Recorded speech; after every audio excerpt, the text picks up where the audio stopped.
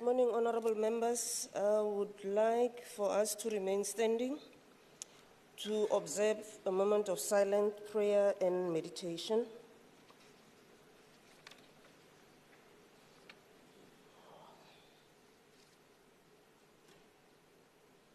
Thank you very much. You may be seated.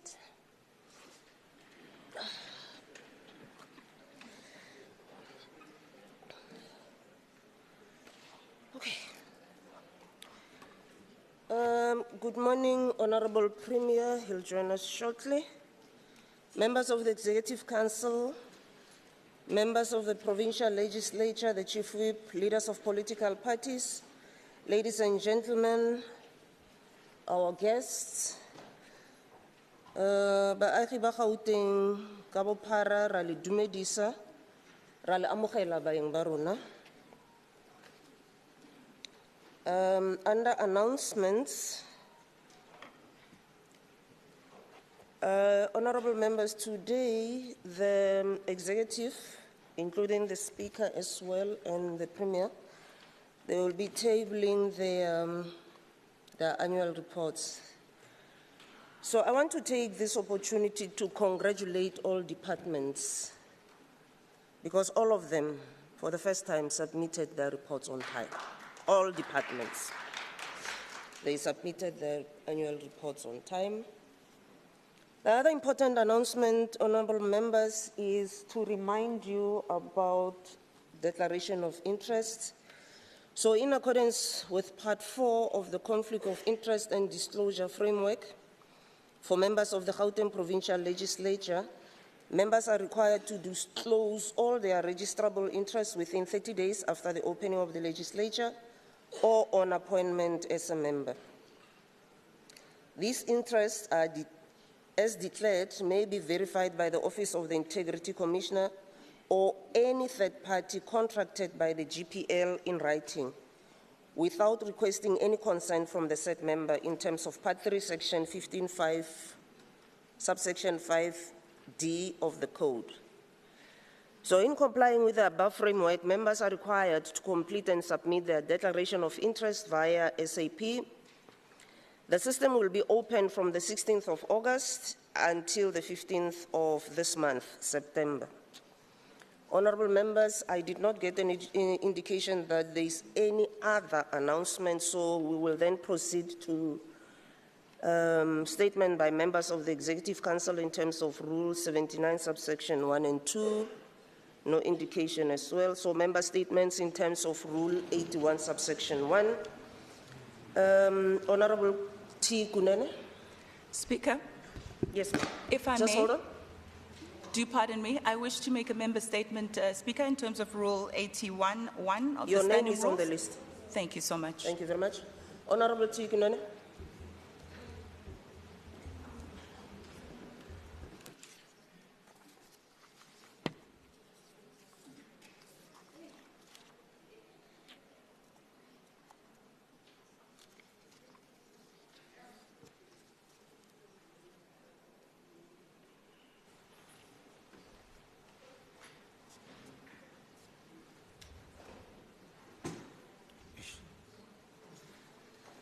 Madam Speaker, as the ANC, we congratulate our Honorable Premier, Comrade Pranjazali Sufi, on the appointment of military veterans to become Gauteng crime prevention wardens. This is a strategic move to fight crime in Gauteng, and it is a victory for the people of the province. Honorable members, while we have made some strides against crime, it still remains one of the major challenges our government is faced with. Crime is a major threat to our society. It negatively affects economic growth, employment, and has devastating effects on our people.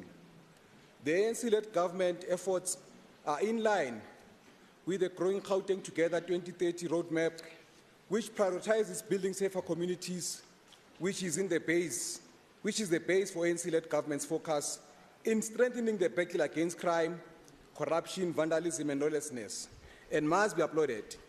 The ANC is highly confident that the inclusion of military veterans in crime prevention initiatives will intensify crime prevention operations towards a Gauteng which is safer for all citizens. Madam Speaker, We acknowledge the fact that military veterans bring expertise, valuable skills, and experience, which can be leveraged to enhance crime-fighting efforts. We have military veterans who have contributed significantly to the country's liberation struggle and made it possible for us to have democratic benefits we enjoy today as citizens of this country. The ANC remains committed to the realization of the vision where Gauteng citizens are free and feel safe. I thank you for this opportunity to address this House. Ngiyabonga. Thank you very much, Honorable Kunene. Honorable Ndlovu. Thank you, Speaker. Greetings to yourselves and members of the House. Madam Speaker, the citizens of Gauteng and the country were celebrating the Springboks win against All Blacks just recently. Everybody was in awe about the whole exercise of hosting the Rugby Championship match held on the 31st of August 2024, especially when it comes to the infrastructure services. Many commentators do agree that the Gauteng socio-economic infrastructure is excellent and enjoyable for the hosting of such big events in our calendar. It is for this reason that I rise to congratulate the ANC-led Gauteng provincial government on the job well done to construct proper socio-economic infrastructure that is in the same league with those of the rest of the first world countries. As the Gauteng provincial government led by the ANC, we committed ourselves to ensure that we bring pride to citizens of Gauteng and the rest of South African population when it comes to infrastructure development in our province.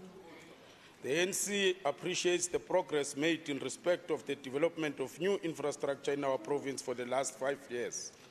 As we celebrate the 30 years of freedom and democracy, creation of jobs and building industries to include inclusive economy are part of the government objectives for this 7th provincial administration. The recently passed budget of about 3.2 billion for the financial year 2024-25, with about over 2.4 billion of this allocated to public works program, is a demonstration of the ANC-led provincial government commitment to accelerate the implementation of infrastructure development. Madam Speaker, we are inspired by our predecessors who stood in this platform to articulate our vision to grow Gauteng together. These men and women contributed immensely towards ensuring that infrastructure such as Gautrain is in place, Prasa trains are running, Rea Vaya buses are in motion, our roads are drivable, and that normal day-to-day business does take place. I thank you, Speaker. Okay, thank you very much, Honorable Ndlovu. Honorable Mikwe.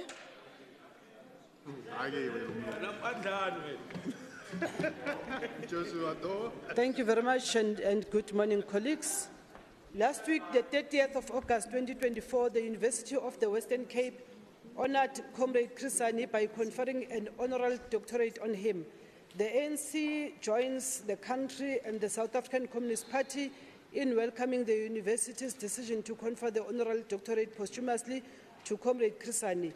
The university said it was honoring Comrade Hani, the former General Secretary of the South African Communist Party, for his lifetime contribution to the anti-apartheid struggle and his influence on South Africa's democracy. The honorary doctorate awarded to Comrade Chris was accepted by his daughter Lindiwe.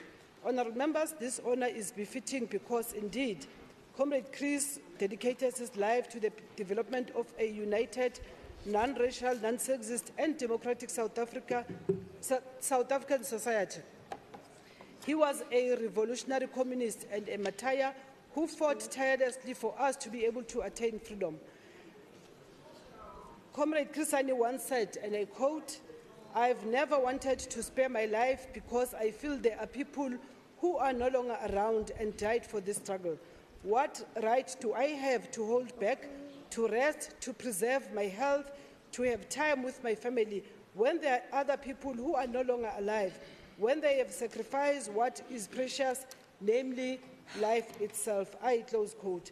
Comrade Hani was a force to be reckoned with, and he lived for the people. He was assassinated on the 10th of April 1993 with the intention to plunge South Africa into a civil war. His words and his actions portrayed a leader who was selfless and who put the people first. I thank you, Speaker. Thank you very much, Honorable Mikwe. Honorable Hickley.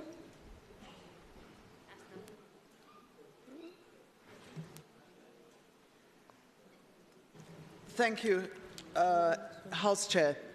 The ANC's continued insistence that the National Health Insurance Act is the panacea to all of South Africa's healthcare woes is not only disingenuous to the healthcare industry, but also detrimental to the overall economic well-being of our country. The Democratic Alliance has consistently raised concerns about the unconstitutional nature of the current NHI Act, emphasising its potential to foster corruption. This corruption has collapsed health systems in Gauteng, leaving residents without essential healthcare services. The DA has also warned that the restrictions the Act imposes on existing medical schemes would have a significant financial impact on South Africa's economy. This has been reiterated by the Health Funders Association, which has been vocal in its opposition to Section 33 of the Act, which asserts that medical schemes would not be allowed to cover for health. Order, honourable members, order.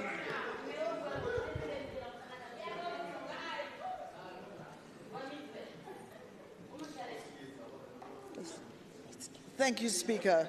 That the medical aid schemes would not be allowed to cover services, healthcare services provided by the NHI. Sadly, Acting President Paul Mashatile and Health Minister Aaron Motsoaledi have chosen to overlook these warnings and other calls to consider the significant financial implications that NHI would bring. The DA fully supports universal health coverage and access to quality health care for all.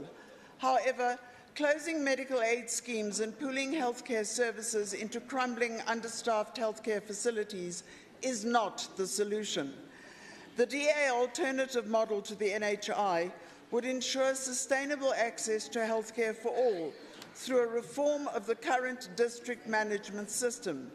The strengths of both the public and public sectors will be leveraged to ensure high-quality healthcare access without harming the economy. The DA will continue to make a difference in the lives of our people by demanding a repeal of the flawed NHI Act. I thank you. Okay, thank you very much, honourable member. Honourable Bosch. Thank you, Madam Speaker. The safety of Gauteng residents is under serious threat as the province remains the capital of serious crimes.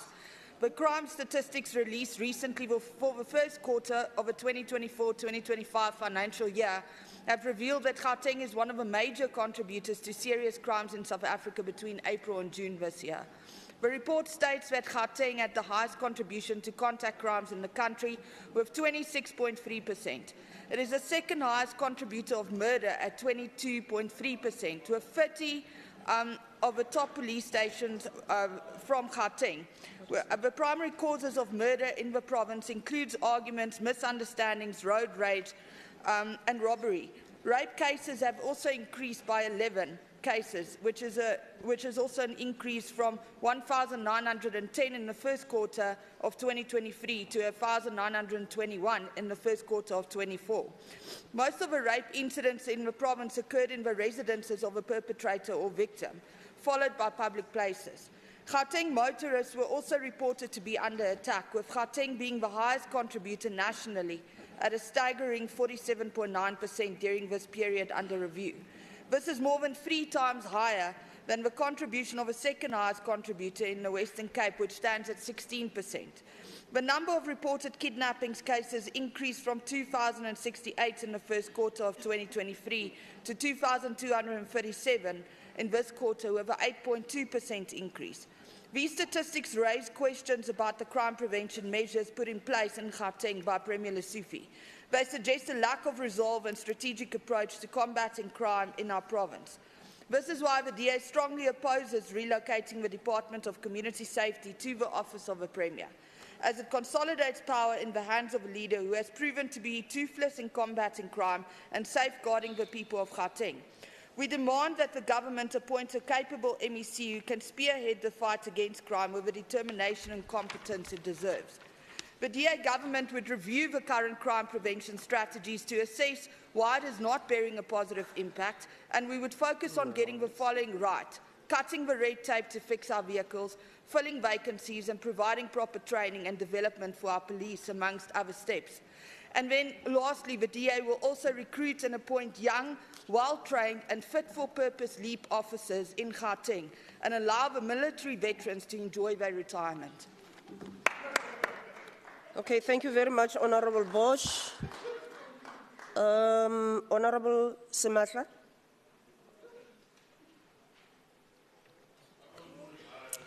Thank you very much, Speaker. Speaker, the economic freedom fighters in Gauteng congratulates Bayanda Walaza, who recently clinched a gold medal at the World Athletic Under-20 Championships in Peru, Lima, for 100-meter final with a time of 10.19 seconds. This comes just a week after Bayanda, our provincial bundle of joy, clinched a silver medal with Team South Africa at the Paris Olympics for the 400 meters relay. The Kuro Hazelwood student continues to make both Gauteng and South Africa proud in his strides. Walaza's victory also highlights the need to level the playing field in terms of school sports, where this administration should rise to the occasion in supporting public schools, particularly township schools, with the necessary facilities and equipment to ensure that township schools also produce silver and gold medalists that compete on the world stage from Gauteng to the world. For too long, the hopes and aspirations of young black athletes have been crushed due to a lack of structural support from the provincial government, where sporting gear was delivered late to schools and teachers lacked the equipment and support to nurture athletic talent within schools. We hope that with wins like this one, where the eyes of the country and indeed the world are on Gauteng, that perhaps in celebrating this victory, sports, arts and culture will be accelerated in the province, where schools across all boards and not just schools of specialization like Rosina Sidibani are capacitated, and teachers who go above and beyond for school sports are incentivized. Thank you, Speaker. Thank you very much, Honourable Sematla. Honourable Abrahams. Greetings, Madam Speaker and Honourables. It was the students of WITS under the EFF Student Command who in 2017 marched through the streets of Johannesburg and boldly asserted that accommodation is land. That the struggle for student accommodation, as well as the broader struggles faced by the working class of Johannesburg, who are subjected to inhabitable living conditions, is directly tied to the struggles for land. Madam Speaker, it has been estimated that the city of Johannesburg faced a housing backlog of over 500,000, and this is a direct connection to the surge in hijacked buildings, and where average workers is always a dire need of affordable housing that is close to their place of employment. Historically, we know that the urban centres of the province, ever designed for the black working class, who today find themselves unable to afford rent. As a result, it ends up in hands of ruthless syndicates who run hijacked buildings as their personal freedom. Madam Speaker, almost exactly a year ago, on the 31st of August 2023 to be precise, a fire broke out in one of our hijacked buildings in Johannesburg, known as the Usindiso building in Marshalltown, which claimed the lives of over 70 people. Just last week, on the eve of the first anniversary of this tragic occurrence, another fire broke out on the 26th of August 2024 in Jeppestown, where 3 people lost their lives and over 300 people were left displaced. This disaster is a testimony of a failure in cooperative governance. Madam Speaker, it is here on this very platform that the provincial government has failed to decisively intervene in the long-standing crisis of hijacked buildings, even in instances where a metro is clearly unable to handle the magnitude of large scale of hijacked buildings. Madam Speaker, as economic freedom fighters in Gauteng, we would like to send our heartfelt condolences to the families and loved ones of those who lost their lives, were injured and remain displaced in the latest tragedy. We further urge the administration, as part of its efforts to revitalize the city centre, to prioritize these hijacked buildings and transform them into viable student accommodation, as well as a state-supported housing initiative for low-income workers who do not qualify on existing social housing schemes. We call on this administration to strengthen its housing agenda in all populated metros, to reprioritize bogus anti-land invasion programs into sustainable people-centered housing accommodation strategies that will not continuously push our people into the urban struggles. I thank you, Madam Speaker. Thank you very much, Honourable Abrams. Honourable Ali.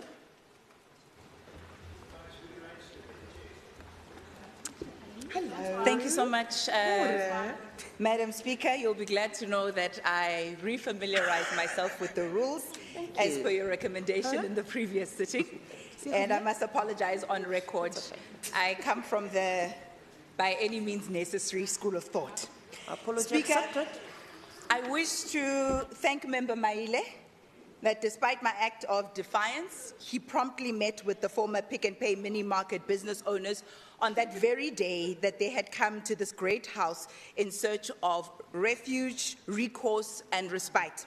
The MEC pledged to hold further engagements with them and see if or how his department can be of assistance. This, I believe, is why we're here, to serve, and to do so without delay. In a post-COVID reality, we of all people should know that time is of the essence. Tomorrow is not promised.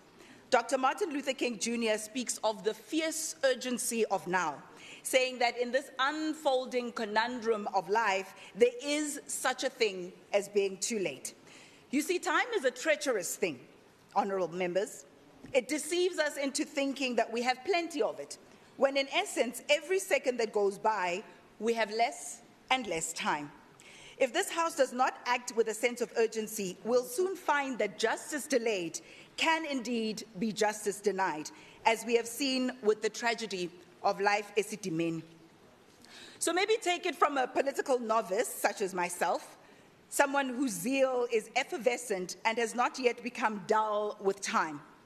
We must honor our promises to revisit the report, which predates this administration, which called for a forensic audit into the relationship between family tree holdings and the Gauteng Department of Economic Development.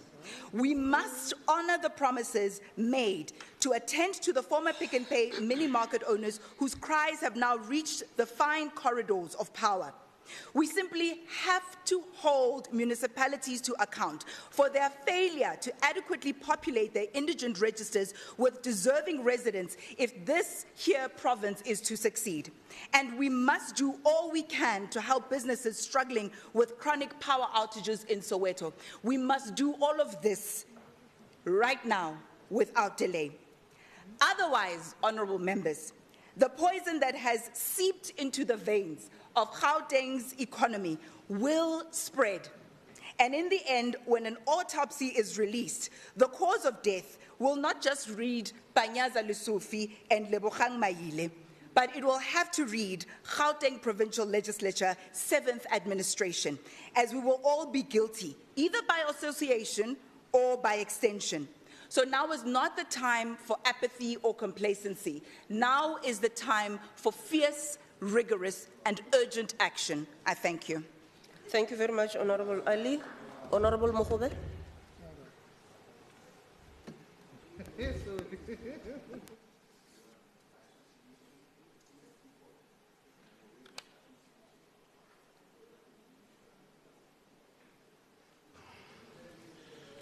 Thank you so much, Madam Speaker. I'm standing here today to rave about the limitless possibilities of what we could achieve with more focus on our youth. This regardless of the background they may have coming from, especially in sport, as witnessed in the performance of the Team SA at the recent World 20 athletics championships. Madam Speaker, let me start by saluting recently crowned Olympic medalist Bayanda Walaza, who has had a phenomenal performance in the month of July at the World Athletics Under 20 Championship 2024 in Lima.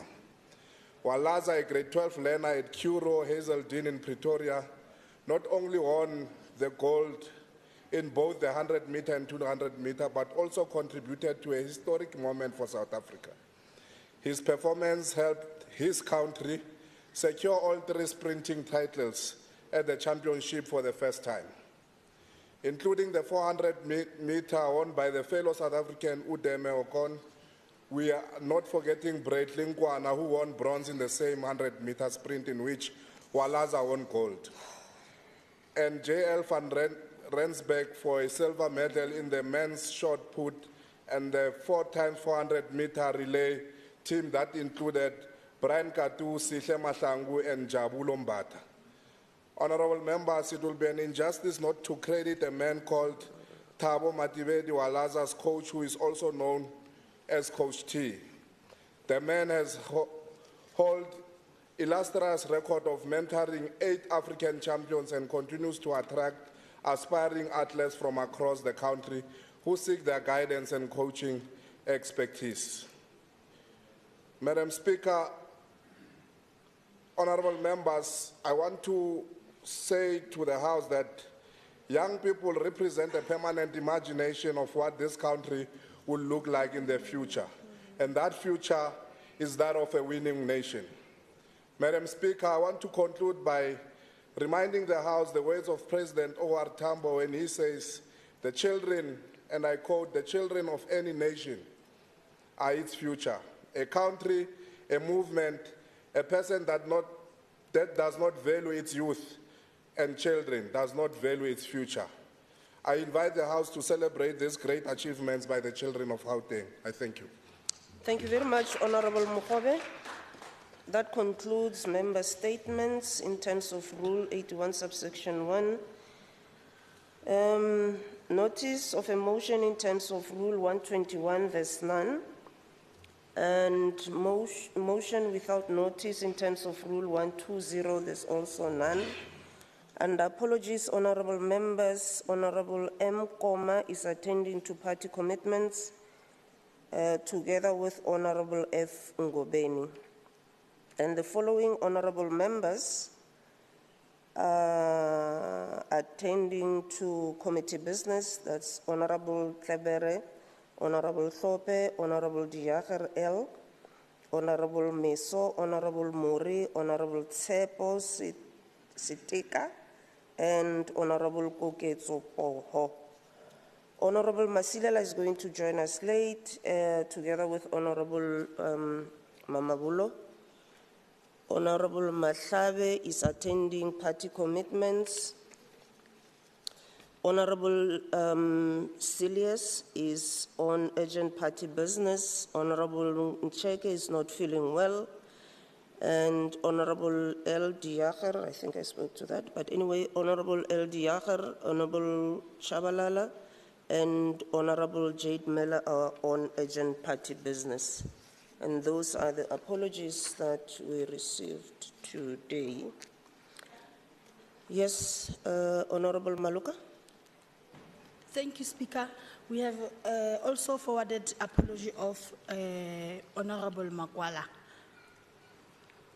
Makwala, okay, it will be noted. Thank you. Yeah. Okay, thank you very much, honorable members. That then concludes that item on apologies. Can the secretary then read the first order? Thank you, Honorable Speaker. Introduction of the annual report of the Gauteng Provincial Legislature for the 2023-2024 financial year. Thank you.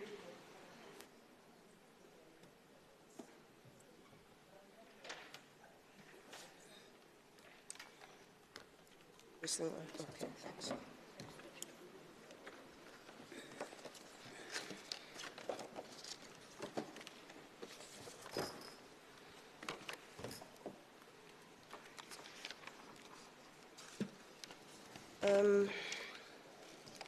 Baagi ba Gauteng ke a le dumedisa gape.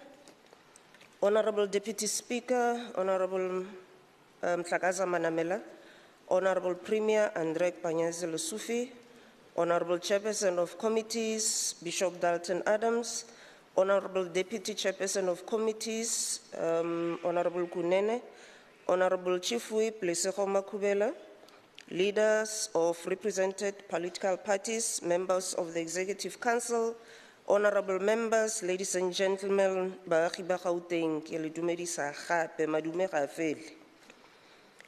It is an honor and a privilege to stand in this August House as I table the 2023-24 Gauteng Provincial Legislature Annual Report to the people of Gauteng.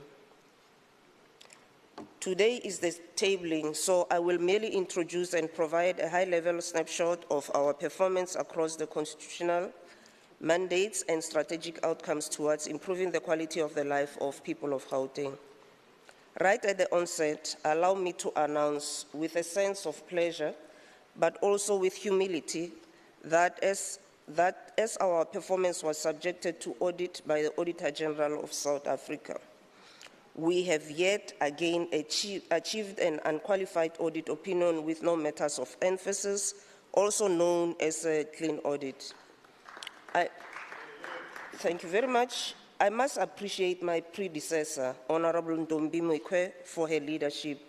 The LSB board, supported by its independent audit and risk committee under Dr. Madiba and our executive management team. We have managed to record overall performance of more than 80%. This is also noting that committee plans and associated performance was also subject to audit scrutiny. Therefore, out of 3 decades of regulatory audits, the GPL has, in about 95% of instances, achieved clean audits. This is no small achievement and indeed one to be celebrated. Our committee performance plans were found to be adequately implemented and sufficiently aligned to the mandate of their respective portfolio. We have sustained our positive performance in the area of core business, oversight on committee performance and reporting, compliance with legislation as well as strategic planning, monitoring and evaluation, amongst others. However, despite these outstanding achievements, and even though it appears that we are now accustomed to excellence, we do not take these achievements lightly. We constantly keep our guard up and ensure we walk the straight path of good governance, compliance with fiduciary responsibilities coupled with prudent performance management of the committees and the administration. We have already embarked on the development of an audit strategy to implement recommendations by the Auditor General to improve and strengthen our processes and further enhance our oversight with a special and keen eye on performances of the municipalities in relation to the responsibilities that we have. Further, as we stand on the threshold of the 7th term strategic planning process, we will focus on tighter alignment with our role and mandates as a legislature, exploring ways to go further and do more. Key amongst this is continued enhancement of the resolutions management value chain, focusing on the considerations of departmental responses to House resolutions, strengthening our consequence management through invoking our standing rules for non-compliance by the executives and departments not adhering to the timelines for submission of responses and reports. In conclusion, let me stress once again that despite our remarkable achievements against all odds, we aim higher still. Through the House and the work of committees, the professional, dedicated, and non-partisan administration, the GPL will continue learning from our deficiencies and build on our successes to make a positive contribution to the improved quality of life of Gauteng. Ke a le leboga bagaetsho, ga ne le mphile sebaka sa gore ke bue le lona. Thank you, Speaker. Secretary. Thank you, Honourable Deputy Speaker. Introduction of the annual report of the Office of the Premier for the 2023-2024 financial year. Thank you. Thank you so much, Deputy Speaker. I was going to call you to rise, but seeing that you've went ahead. Proceed. Thank you so much, Deputy Speaker. Let me acknowledge Madam Speaker. Memurakani ban toile musu.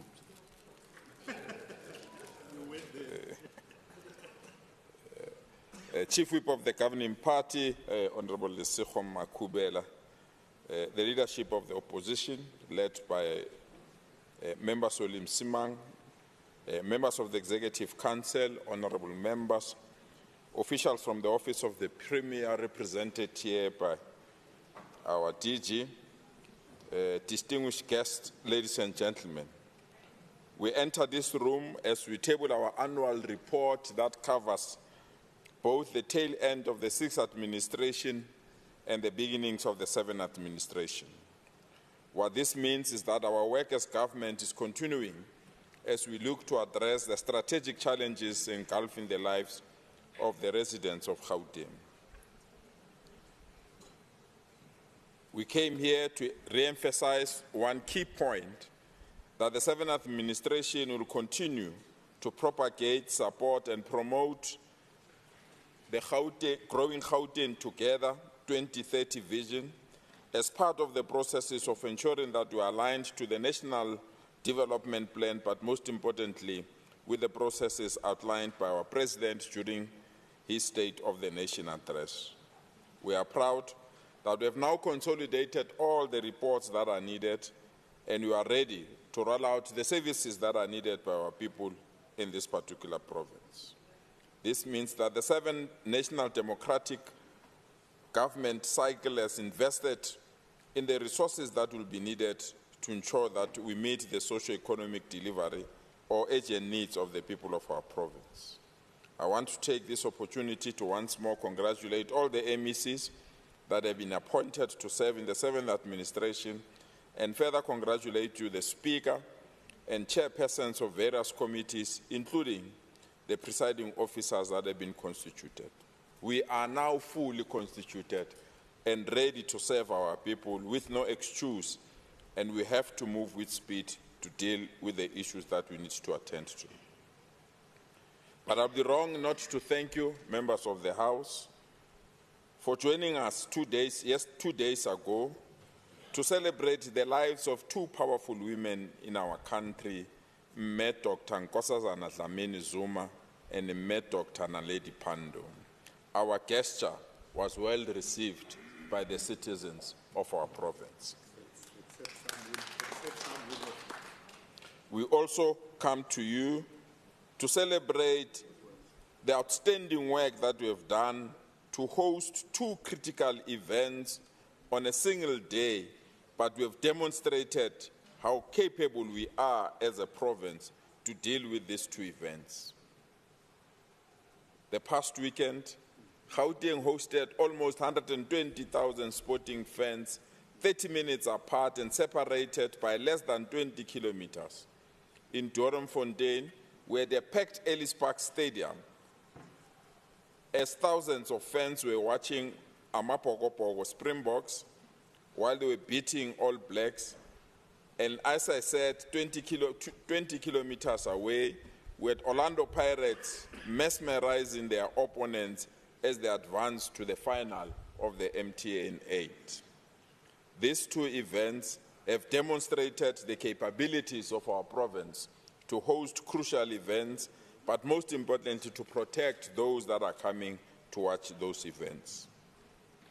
Unfortunately, we are saddened by the report that indicates that there is a trend that is developing in our province where children are poisoned, and this has led to many children being admitted in various hospitals in our province. We have requested the Department of Health to ensure that this particular matter is attended without any further delay, and that an awareness campaign be rolled out across our province to attend to this matter. I want to thank MEC Maile, AXA, and the German government, together with Lufthansa Group, for agreeing to launch the long-awaited non-stop flight from Johannesburg to Munich after a 19-year absence in our province. This is a vote of confidence in the work that we are doing as a country, but most importantly, as a province. We look forward to this and ensuring that this kind of relationship grows beyond our boundaries. We come to you now confident that the work of our economic development sector is indeed growing. We are now at the tail end of concluding the recognition of the VAL economic zone so that it can pave way to the needs that are needed in that particular region of our province. We are further excited with the work that has been done by the Tshwane Automotive Special Economic Zone and the work that they are concluding as well to ensure that the economic hub of our province, we retain the economic positions of our province in terms of the relationship that we have. Even though it's quite difficult for our opponents to accept that the fight against crime has been elevated and resourced appropriately, that the strategies that we are putting up forward have been accepted by the new Minister of Police. As I'm addressing you now, the Minister of Police is meeting with all our municipalities, joined by MEC Mamabulo, to ensure that we sign the agreement that will ensure that we get the necessary support from all law enforcement agencies in our province. We have prioritized crime. We have resourced crime. We've put up a plan, and there's nothing stopping us to ensure that we attend to this particular matter. We are saddened that the member of this House, Member Mhlongo, was hijacked and kidnapped 2 days ago, indicating that all of us are not immune to the bad attitude of criminals in our province. We want to thank our Chief Whip for allowing this young person in our legislature to heal and to give her all the necessary support that will ensure that she recovers and rejoins this House. But we are also proud that within moments of a kidnapping, that the law enforcement agencies activated their resources and her car was recovered and she was also rescued, even though the criminals did what they normally do to invade either the private resources of our member. We wish her well, and we look forward into ensuring that these criminals are not only arrested, but we get to understand their modus operandi so that they don't have to continue with this matter. Honorable members, I come to you proud that what we've started, we are continuing with it. In the last 6 administrations, we released the annual reports of all our departments, and today we are tabling the annual reports of all our departments with the same message that we had last time. I'm pleased to announce that the following departments received unqualified reports with no other matters of emphasis or what is commonly known as clean audits. I want to congratulate the following departments that received clean audits: Office of the Premier,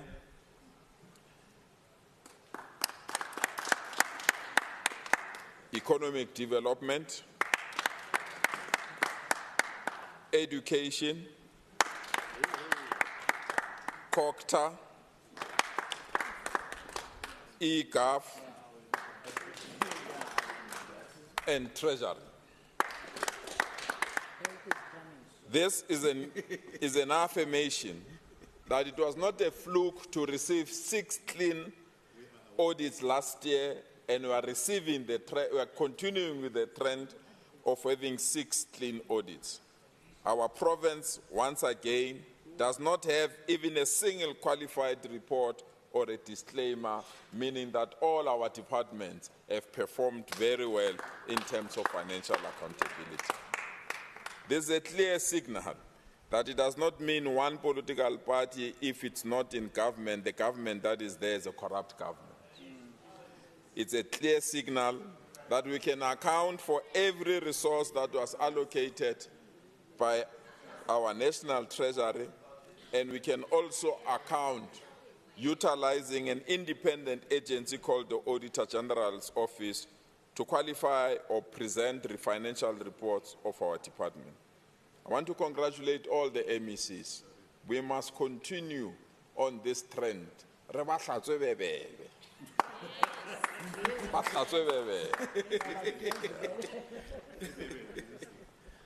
So let me take this opportunity to thank all the HODs, CFOs, and also urge those that have not crossed to the unqualified with no other matters of emphasis to please join this trend, because this is a very important trend that we need to provide support and guidance. I'd like to take this opportunity to welcome the decision taken by the city of Ekurhuleni to write off 75% of their debts to the poor families and those that are indigent, so that they can start on a clean slate, and we want to urge other municipalities to enter this particular space. This is the most reasonable way to ensure that we don't put the poor under a lot of financial distress during this difficult period. But we want to urge the municipality to ensure that they put up a reliable indigent register, so that we don't recycle this problem and harm the same people that we want to assist. Let me congratulate the City of Johannesburg for unveiling a revamped 65-year-old power substation at Eldorado Park, south of Johannesburg, on Tuesday. The Metro City Power have demonstrated once more that with well-resourced and skilled personnel, they can protect our province against load shedding. We are quite excited with this turn of events, and we welcome this new acquisition to ensure that we add new energy within the province. I also want to take this opportunity to thank the City of Johannesburg, Executive Mayor and their agencies for joining hands with us to reclaim Johannesburg CBD. We have now started the process to clean this CBD. We have put up the necessary systems, and we are ready to convene the CBD consultative meeting that will invite developers, investors, lawyers, civic movement, and other interested parties, so that we can reclaim this city and make sure that this city returns to its glory. We are excited with the positive reports that we have received from those that have visited the city, and the willingness of major institutions that want to remain in the city and invest more resources in our city. We are doing everything within our powers to ensure that this particular city is defended and the necessary security arrangements are enforced, and all wanted or people that are destroying the city are chased and arrested. We are pleased during the lockdown over the weekend, last weekend, we've managed to identify all wanted people that were hiding in the CBD, and we've also managed to reclaim various cars that were stolen, including those that are selling drugs in the CBD. We want to continue with this particular task unhindered, and we're excited with the work that we have done thus far. As the Office of the Premier, we want to assure the citizens of our province that we are on track to implement our priorities to fight crime. We are on track to ensure that the economy of our province pumps, and we are on track to ensure that we build the capacity of the state to deliver service delivery, but most importantly, we improve our townships, informal settlements, hostels, and our CBDs. We want to thank everyone that they've been part of these processes and those that have agreed to partner with us. In conclusion, I wish to underscore the fact that the constituting of the 7th administration shows the deepening and maturization of our democratic system of government. Democratic practice, unity of purpose amongst political parties, and partnership with the people of our province are the gold standard of governance in both our country and our province. And I want to take this opportunity to thank once more all those political parties that have supported us and supported the passing of the budget, and they are part of the government of provincial unity. We have demonstrated to our enemies that we can work together even if we differ. We have demonstrated to our opponents that we can still be independent but put the country and the province first in delivering services in our people.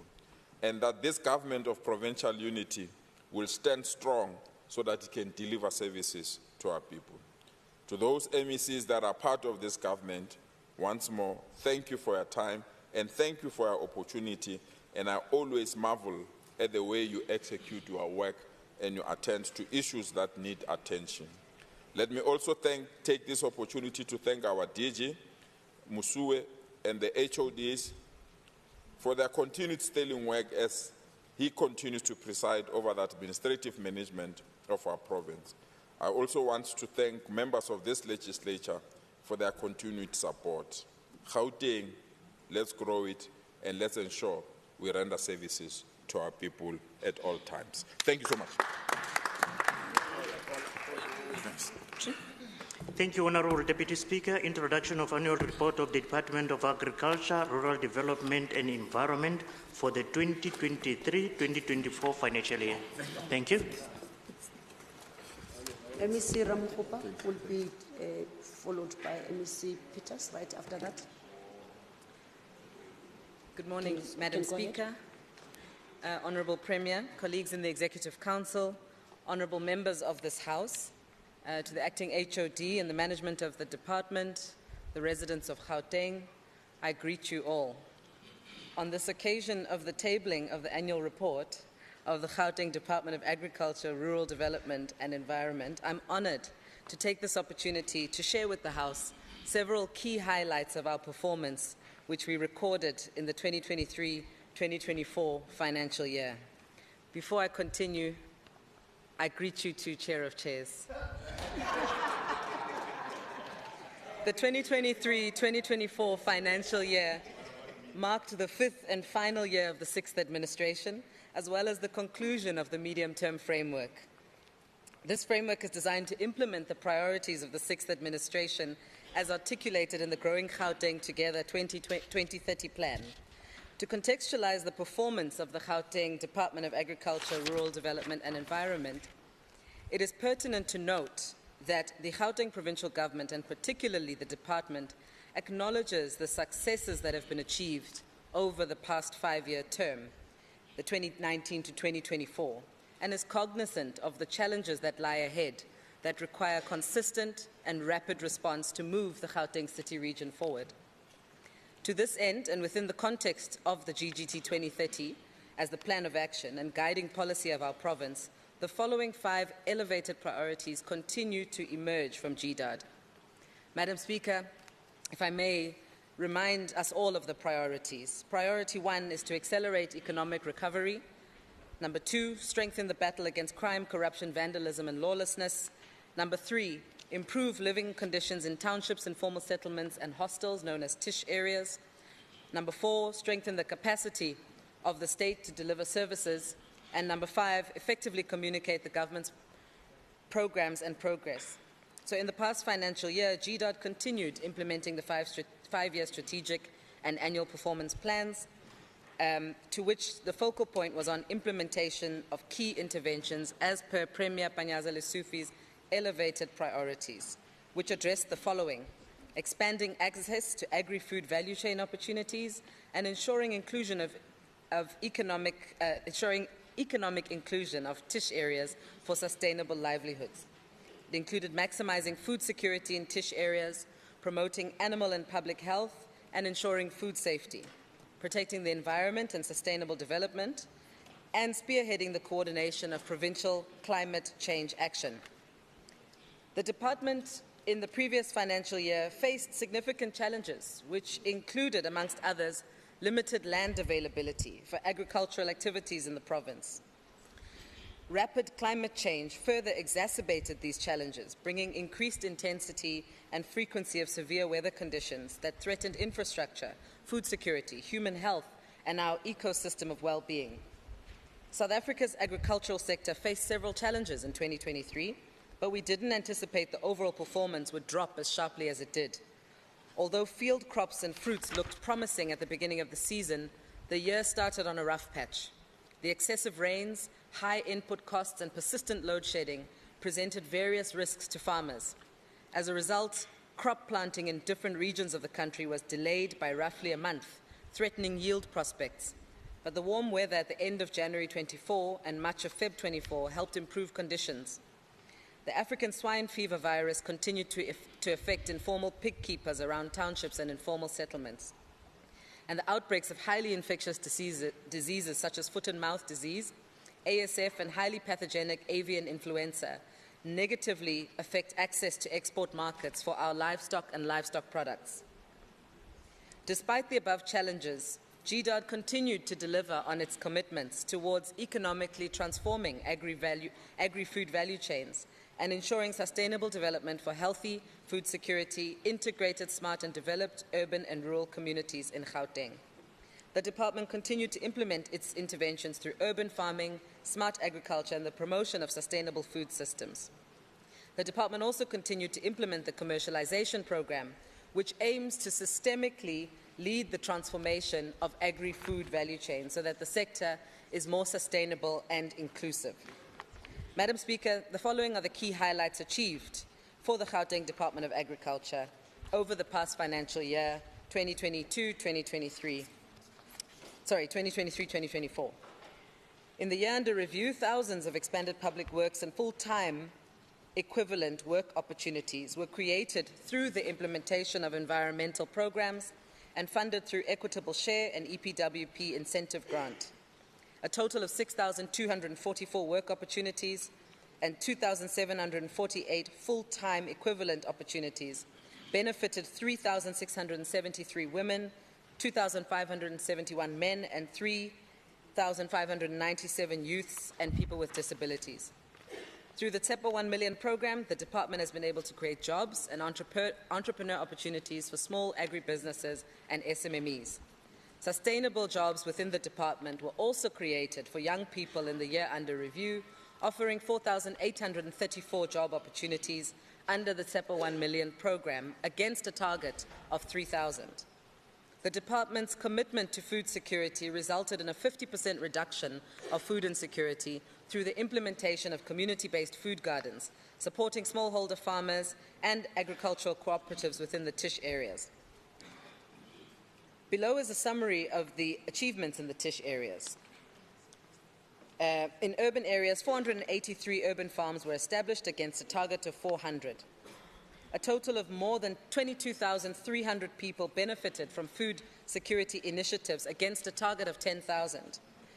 102 vegetable gardens were established within centres for the homeless, exceeding the target of 100. And we further supported a total of 34,370 subsistence farmers. The Farmer Support Program provided farmers with various production inputs within the following commodities: piggery, vegetable production, inputs, fertilizers, and chemicals.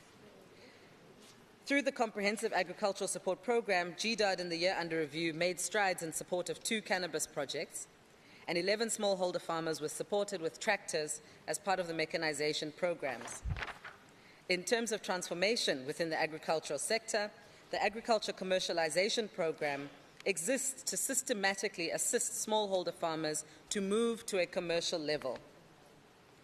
The implementation of the Comprehensive Agriculture and Agro-Processing Intervention Plan has been aligned to new priority areas, mainly Tish areas. Some of our key achievements: through agro-processing, GDAD successfully delivered on elevated priorities, where a total of 25 beef and chicken abattoirs were established in townships, peri-urban, informal settlements, as well as hostels. The abattoirs program started at the beginning of the 6th administration. The department further established 4 fixed poultry abattoirs and 7 micro-abattoirs in townships. The Family Farmers Markets program is another program under which the department has made great strides, and to date, 5 family farmers markets have been successfully hosted by GDAD. Your time is expired. In conclusion, Madam Speaker, the visits to through the veterinary services, the department ensured the responsibility of reduced levels of animal disease occurrence and negligible occurrence of diseases in the province. Thank you. I thank you, and I hand over to MEC Peters for the Environment Programme. Thank you. MEC Peters.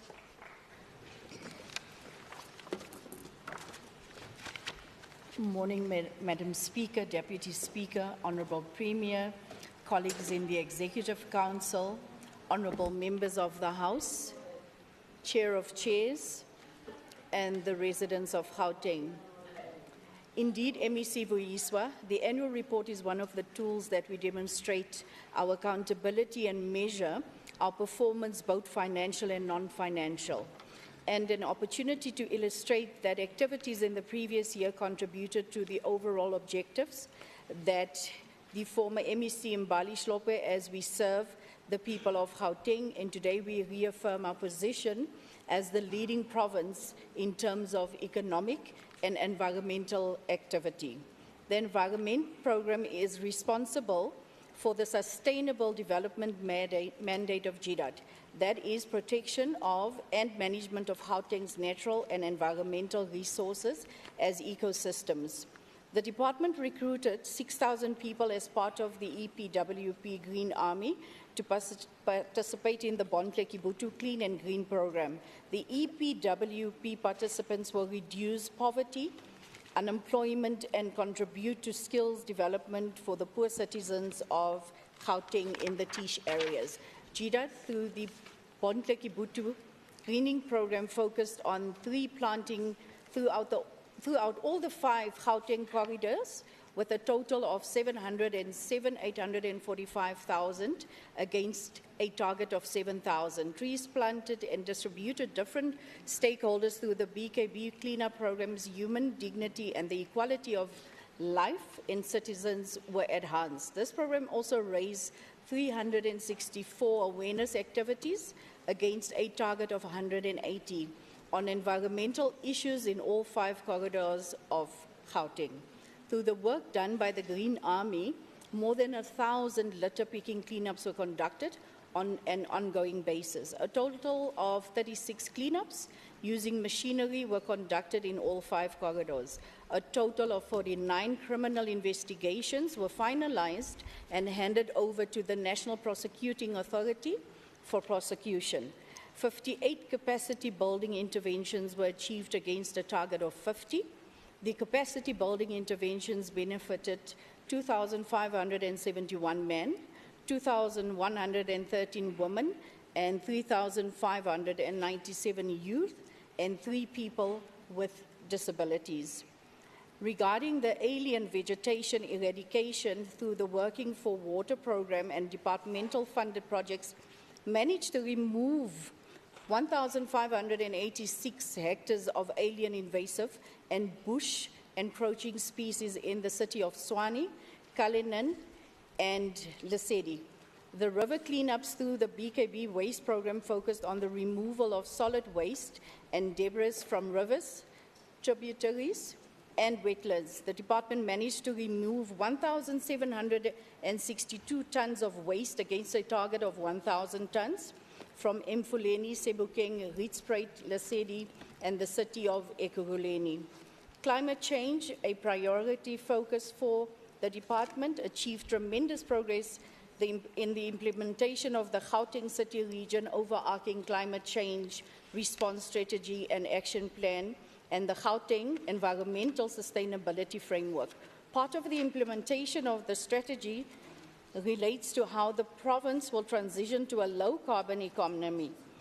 In this regard, the department initiated greenhouse gas emission inventory among several projects, which commenced on 17th of July 2023, when the service provider was appointed, and it is due for completion on 17 July 2024. The project is about 70% complete to date. The project will result in a profile of the greenhouse gas emissions in the province, looking at all the intergovernmental panel and climate change categories like energy, waste, industrial processes, product use, and agriculture, forestry, and land use. This will ensure that the mitigation activities in the province are measured against the emissions profile. Investments in this regard are aligned to the impacts from a greenhouse gas perspective. Regarding the climate change school awareness program, the department entered partnerships with a technical partner, Food and Trees for Africa, for the 2023-2024 financial year program. The program was introduced at 30 schools located in Tish areas across the 5 Gauteng corridors. A total of 42 educators and 803 learners benefited from the program. Furthermore, a total of 290 trees were planted at the schools as part of this program, thereby contributing to the 1 million trees program. The annual Gauteng Environmental Sustainability Report was successfully compiled with the support of various data custodians in the waste management, air quality, biodiversity, environmental empowerment, and local government sectors.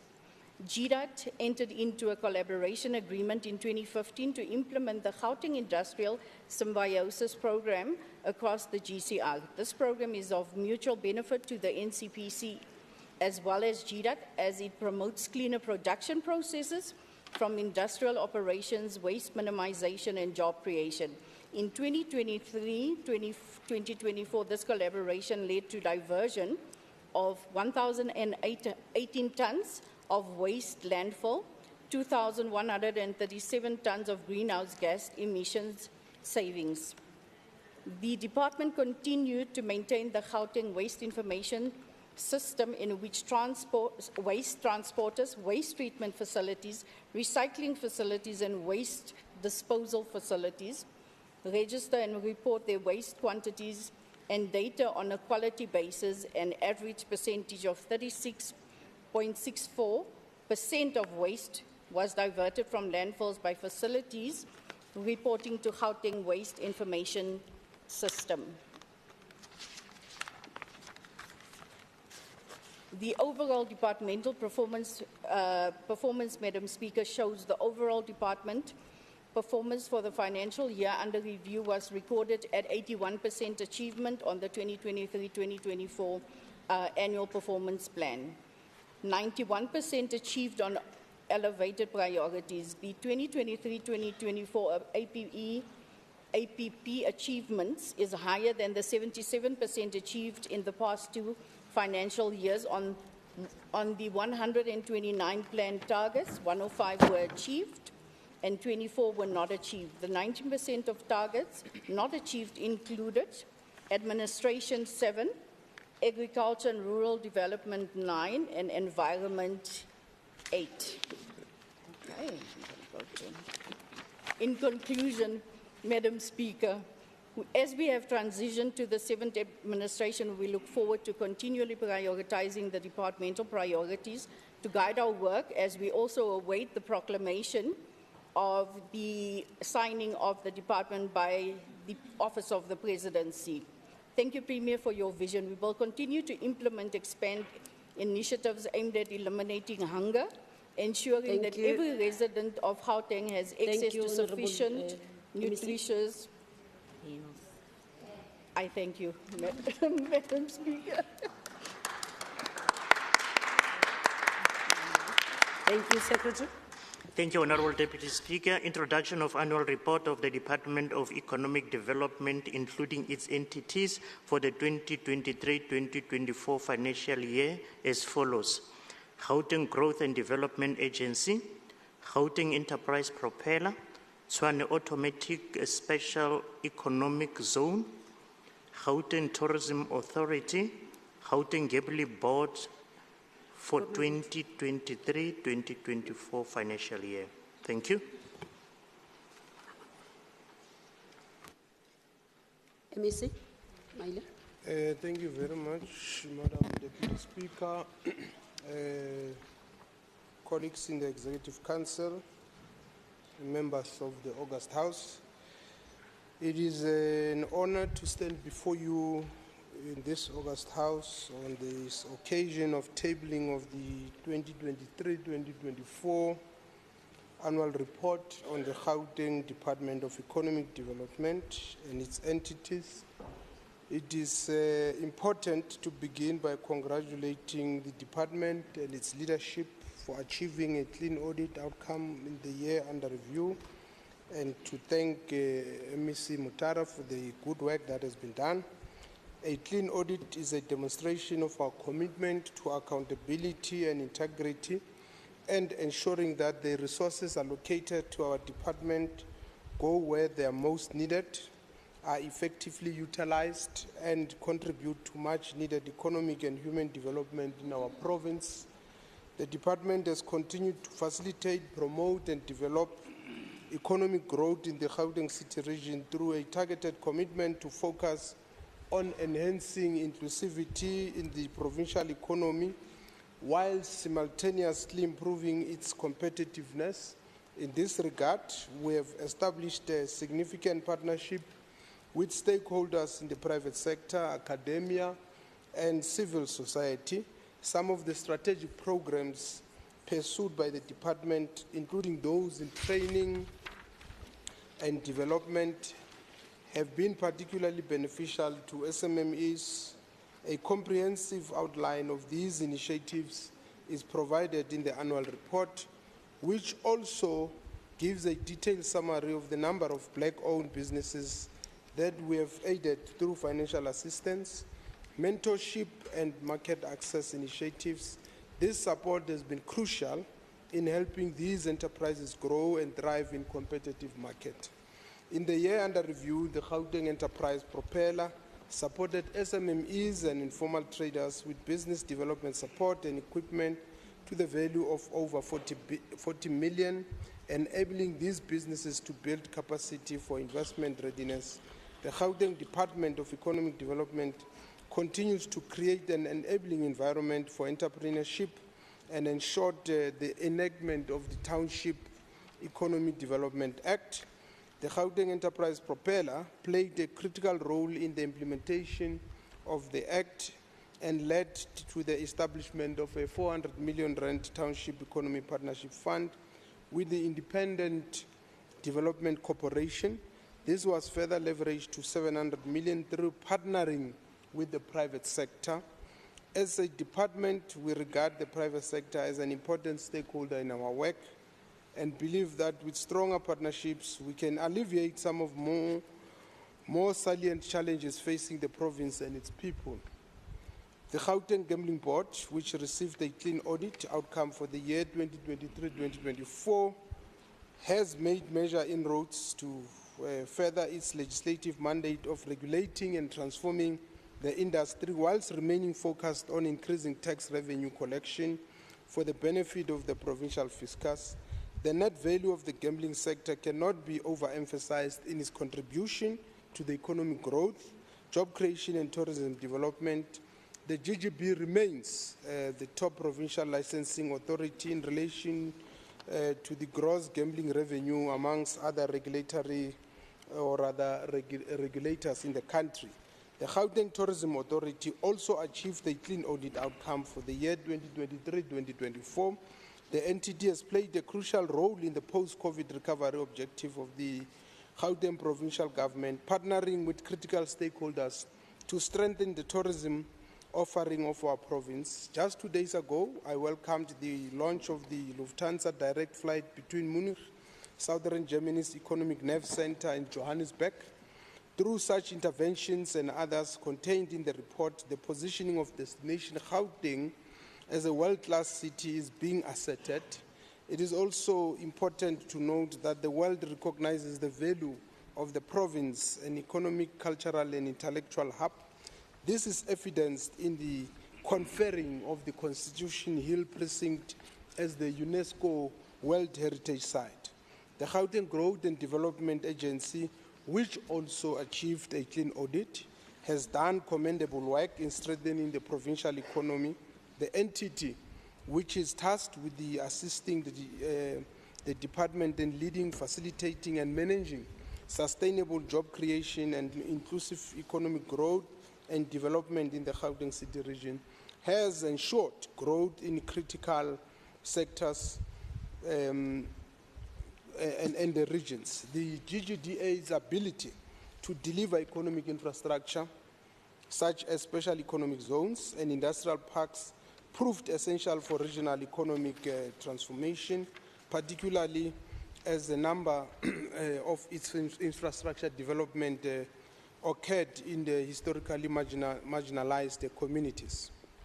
The work of the Department of Economic Development is geared towards the vision of a radically transformed, modernized, and reindustrialized economy, manifesting decent work, economic inclusion, and equity in the region. The annual reports that we are tabling this morning of the department and reporting entities bear testament to the monumental efforts that are underway to ensure the realization of this vision. I wish to thank the leadership of the department led by MEC Mutara and entities as well as our stakeholders for the significant work that has been done thus far. The work that lies ahead is colossal, but as the annual report before us demonstrates, the department is equal to the task. With this, honourable members, in compliance with Section 40 of the Public Finance Management Act 1 of 1999 as amended by Act 29 of 1999, I hereby table the annual reports of Gauteng Department of Economic Development and its entities. Thank you very much, Madam Deputy Speaker.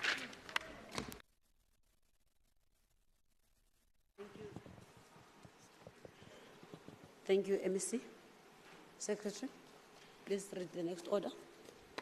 Thank you, Honorable Deputy Speaker. Introduction of annual report of the Department of E-Government for the 2023-2024 financial year. Thank you.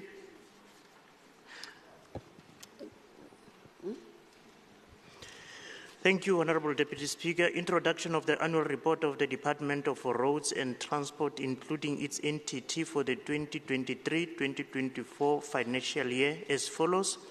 Gautrain Management Agency, Transport Authority for Gauteng annual report for the 2023-2024 financial year. Secretary, it's infrastructure. It's order 5. Okay. Introduction of the annual report of the Department of Infrastructure Development for the 2023-2024 financial year. Thank you. MEC Mamabolo. Thank you very much, Honorable Madam Deputy Speaker. Thank you very much. Do I wait? Sit? Okay. Okay. Okay.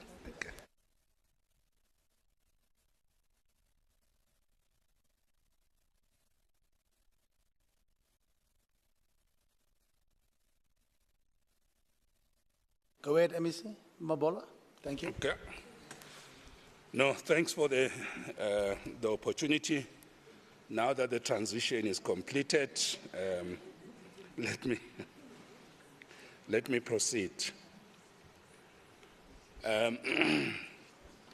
Let me greet the Honourable Speaker, Honourable Deputy Speaker, Honourable Premier, colleagues in EXCO. Let me greet the Honourable Chair of the Portfolio Committee and all members of the Portfolio Committee. Greet all honourable members of the House, one and only Chief Whip, of course, the people of the province, ladies and gentlemen. Let me take this opportunity, even before I table the report, to acknowledge the work done. MEC Maile, thanks to you and for taking the department to this level. Now, honourable members, I'm very glad for the opportunity to present the annual report of the Gauteng Department of Infrastructure Development for the financial year ended 31st March 2024, as I also welcome and acknowledge the presence of the senior managers led by the HOD, the accounting officer. This report serves as a comprehensive roadmap for the implementation of the department's strategic objectives as meticulously set out in the 5-year strategic plan. This presentation reaffirms our unwavering commitment to enhancing our technical and administrative capacity as a means to maintain a highly efficient, effective, and development-oriented public service. We are confident that our department has the potential to emerge as a leader in infrastructure delivery, ensuring that all invoices are paid promptly, within the prescribed time, and with a steadfast focus on quality and, of course, cost effectiveness. I am deeply pleased to report a significant milestone, and that is the attainment of the 4th consecutive unqualified audit outcomes on the annual financial statements and performance reports, with no material misstatements and a notable reduction in non-compliance with laws and regulations as determined by the AG. Furthermore, the department continues to demonstrate exemplary compliance with e-disclosure requirements for the senior management team and all other officials as mandated by the Department of Public Service and Administration. Honourable members, one of the key success areas of the year under review has been on the alternative solar energy solutions. The province has strategically invested in alternative energy solutions, a critical intervention in response to the Premier's directive. This initiative aligns with the National Development Plan 2030 and, of course, Growing Gauteng Together Action Plan, both of which aim to contribute positively to the United Nations environmental sustainability goals. The department is at the forefront of delivering the Premier's visionary Gauteng Energy Response Plan through the implementation of a groundbreaking 329 million investment in the GPG solar PV and battery energy storage systems program. This pioneering Just Energy Transition program has already rolled out solar systems at 28 health facilities, including 10 hospitals across Gauteng, such as Telemoherani, Jubilee, South Rand, Kopanong, and of course others. Over 12,400 solar panels have been installed under this program. With respect to administration, which was allocated 531 million, and of which 530 million has already been spent. Honourable members, let me also indicate on public works program, which was allocated a budget of 2.9 billion, which is an increase from 2.7 billion in the previous financial year. This overall increase is attributed to additional funding for alternative energy and office accommodation. Let me also take this opportunity to report on the extended public works program, which remains a key priority of the province. It plays a vital role in developing and empowering communities. The program aims to enhance the skills of beneficiaries, empowering them to become self-sufficient after exiting the program. With respect to the public-private partnerships, this is also one of the issues that we are looking at, and of course it is critical for the provision of office accommodation by consolidating the head office and administrative functions of all Gauteng provincial government departments within the Johannesburg Central Business District. Of course, this work is ongoing. Now, let me just conclude by also indicating on vacant land and, of course, facilities maintenance that this program involves the manual and physical clearing of provincially owned vacant sites and properties, with maintenance of grounds and offices carried out by employing the most disadvantaged of our people. Implemented as part of the EPWP and spearheaded by the department, this program contributes towards poverty reduction and, of course, job creation. Let me also indicate, honourable members, that moving forward, as we reported during the budget speech, of course, we will be looking at some improvements. We want to strengthen our capacity to govern our projects better, ensure that we avoid litigation, disputes, matters that keep us more in courts, and ensure that we can be able to deal with these issues. Leveraging smart technologies is going to be a critical part of our way forward. Given the impact of COVID-19, many of our contractors and PSPs are experiencing massive financial distress. They have not yet recovered financially, and this impacts their capacity, so we'll be looking at that. The other important issue, of course, is just been making sure that we manage our construction sites in a manner that is fully compliant, assuring particularly quality. And of course, we'll continue to make sure that we implement the project readiness metrics, which the AG has requested that we make it official policy. And to this extent, we are ready to improve our work. Otherwise, thank you very much, HOD and the entire team, for work done. Continue to do good work. We are quite confident we will move DID to the next level. Thank you very much for the good work you are doing. Thank you. Thank you, MEC. Secretary, can you read the sixth order, please?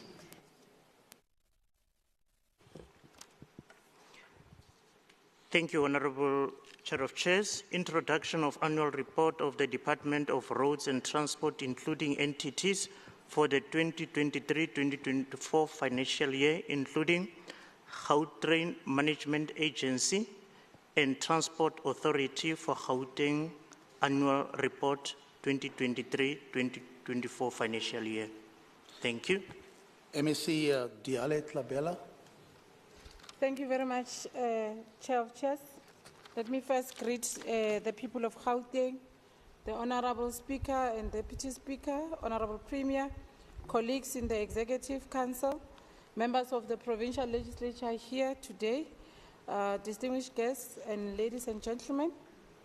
Honourable Chair of Chairs, we are honoured to stand before you today as MEC of Roads and Transport in Gauteng as we officially hand over the annual reports of the Department of Roads and Transport and its entities to this August House. These reports are a testament to the hard work and dedication to all individuals who worked tirelessly to ensure the smooth operation of our roads and transport systems in the province.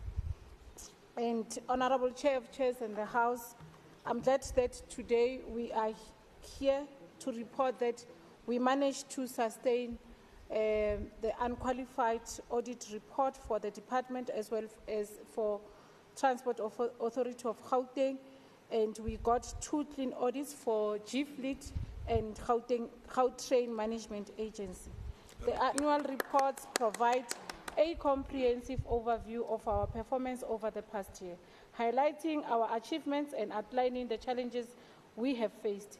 It is a reflection of our commitment to transparency and accountability as we strive to deliver on our mandate to provide safe, affordable and efficient transport services to the people of Gauteng. I'm pleased to see that we have made significant strides in improving road infrastructure development, reducing traffic congestion and enhancing public transport services in the past year. Our department has been working tirelessly to ensure that our roads are safe for all users and that our transportation systems are effective and reliable. One of the key priorities for the Department of Roads and Transport is to improve road safety for all road users. We have implemented various road safety initiatives, such as the Road Safety Awareness Campaign, to educate the public on the importance of safe driving practices under a hashtag Fatela, and to implement this, we partnered with various stakeholders like the taxi industry, tavern owners, and owners or operators of places of entertainment in our province and in our townships. Our road infrastructure improvement program has been another cornerstone of our journey. Each upgrade and expansion have not just eased congestion and improved safety, but has also facilitated smoother journeys for commuters and enhanced logistic efficiency for businesses across Gauteng. These roads tell a tale of resilience and progress, where every distance reflects our dedication to enhancing infrastructure that supports our growing economy. We have also worked closely with law enforcement agencies to crack down recklessness and negligent driving, and to ensure that those who break the law are held accountable for their actions. Chair of Chairs, the road to success is always under construction. On our Gautrain Management Agency program, Gautrain project is part of our long-term vision, which includes our commitment towards creating and sustaining a new culture of public transport use. Gautrain has changed perception of public transport in South Africa by providing a mode of choice that is reliable, affordable, safe, and convenient. I think we thank our predecessors for this valuable asset that we are inheriting as this current generation. We have handsomely invested in the maintenance and upgrade of key transport roads, as well as in the expansion of the Gautrain network to provide commuters with reliable and efficient mode of transport. The planning for the Gautrain Rapid Rail Integrated Network extensions continued with the undertaking of a preliminary road alignment study for the Soweto extensions and Cosmo City Junction to determine the route. This demonstrates our commitment to inclusive development across the province. So Gautrain will extend to Soweto and Mamelodi in our lifetime.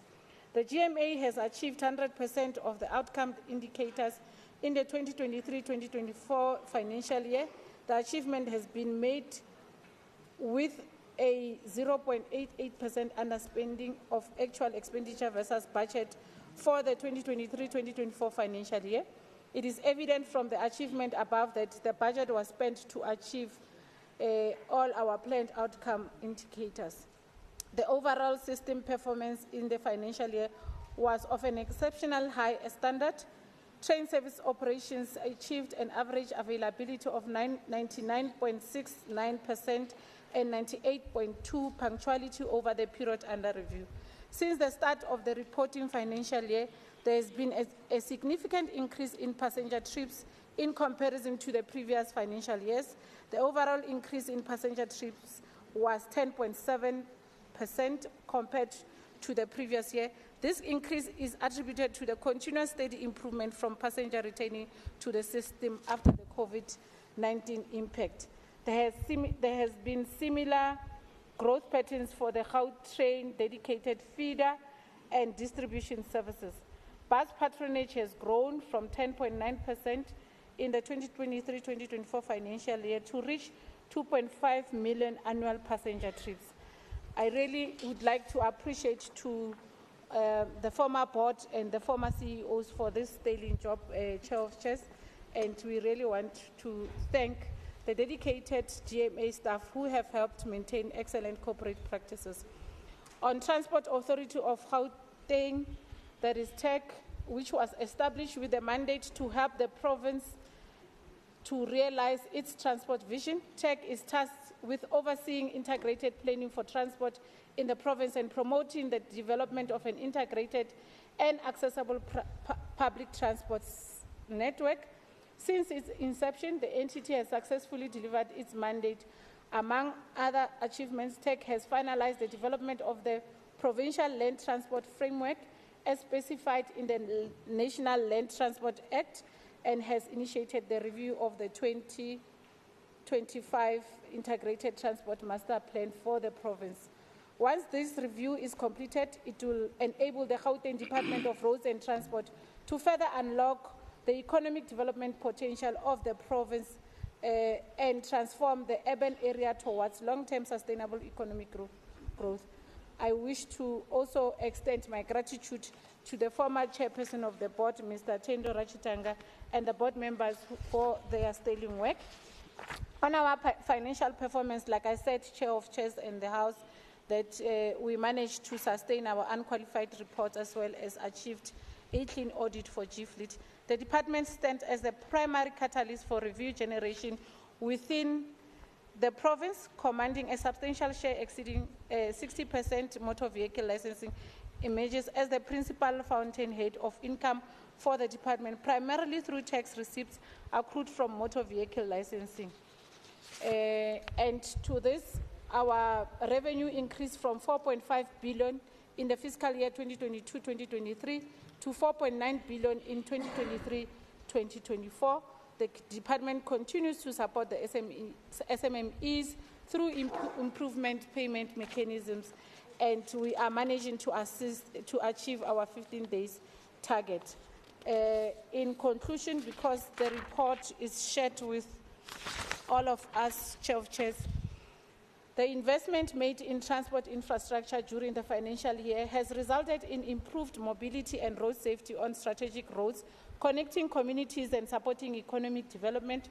Through this infrastructure investment, the department was able to contribute meaningfully to the elevated priorities such as accelerating economic recovery, creating jobs, strengthening the battle against crime, corruption, vandalism, and lawlessness, and also improving living conditions in our township, informal settlements, and hostels. I'm proud of the progress we have made so far, but I also recognize that there's still much to be done.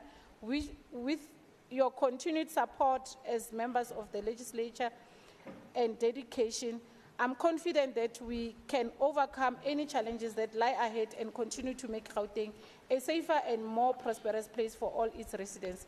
Together, we can work towards creating a safer and more efficient transportation system for the people of Gauteng.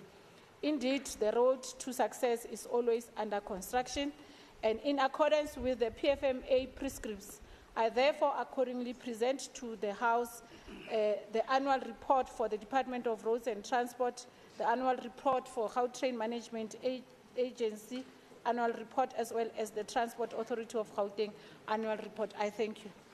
Thank you, Honorable Diale Tlabella. Secretary, can you read the seventh order, please? Thank you, Honorable Chair of Chairs. Introduction of annual report of the Department of E-Government for the 2023-2024 financial year. Thank you. Honorable Dlamini, MEC, can you present your annual report, please? Thank you. Thank you, Honorable Chair of Chairs, Honorable Premier in absentia, colleagues in the Executive Council, honorable members of this House. It is with great honor that I stand before this esteemed House to present the 2023-2024 annual report for the Gauteng Department of E-Government. This report not only chronicles the department's achievements and challenges during the past financial year, but also underscores our commitment to driving the modernization of the government services in line with the growing Gauteng Together 2030 vision. During the 2023-2024 financial year, the department's financial prudence was evident as we successfully utilized 108% of the allocated budget, channeling resources effectively to critical areas of service delivery. Notably, our overall expenditure reached 99%, underscoring our commitment to prudent financial management and the prioritization of service delivery despite an increasing constrained fiscal environment. In the non-financial performance, the department achieved 52.5% of its key performance indicators across all programs. Out of 40 indicators, 21 were successfully met, while 19 targets fell short due to a variety of external and internal factors. Notably, Program 1 encountered 5 unmet targets, largely attributed to the constraints such as the economic downturn and the stringent cost containment measures, which hindered our ability to fully achieve our annual performance plan targets. The 2024-2023 period marked significant progress in our efforts to enhance ICT infrastructure. We expanded the Gauteng broadband network.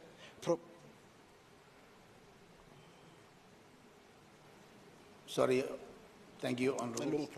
Continue, Honorable Dlamini. Thank you very much. We expanded the Gauteng broadband network, providing wide area network connectivity to 14 sites and local area network connectivity to 25 sites across the province.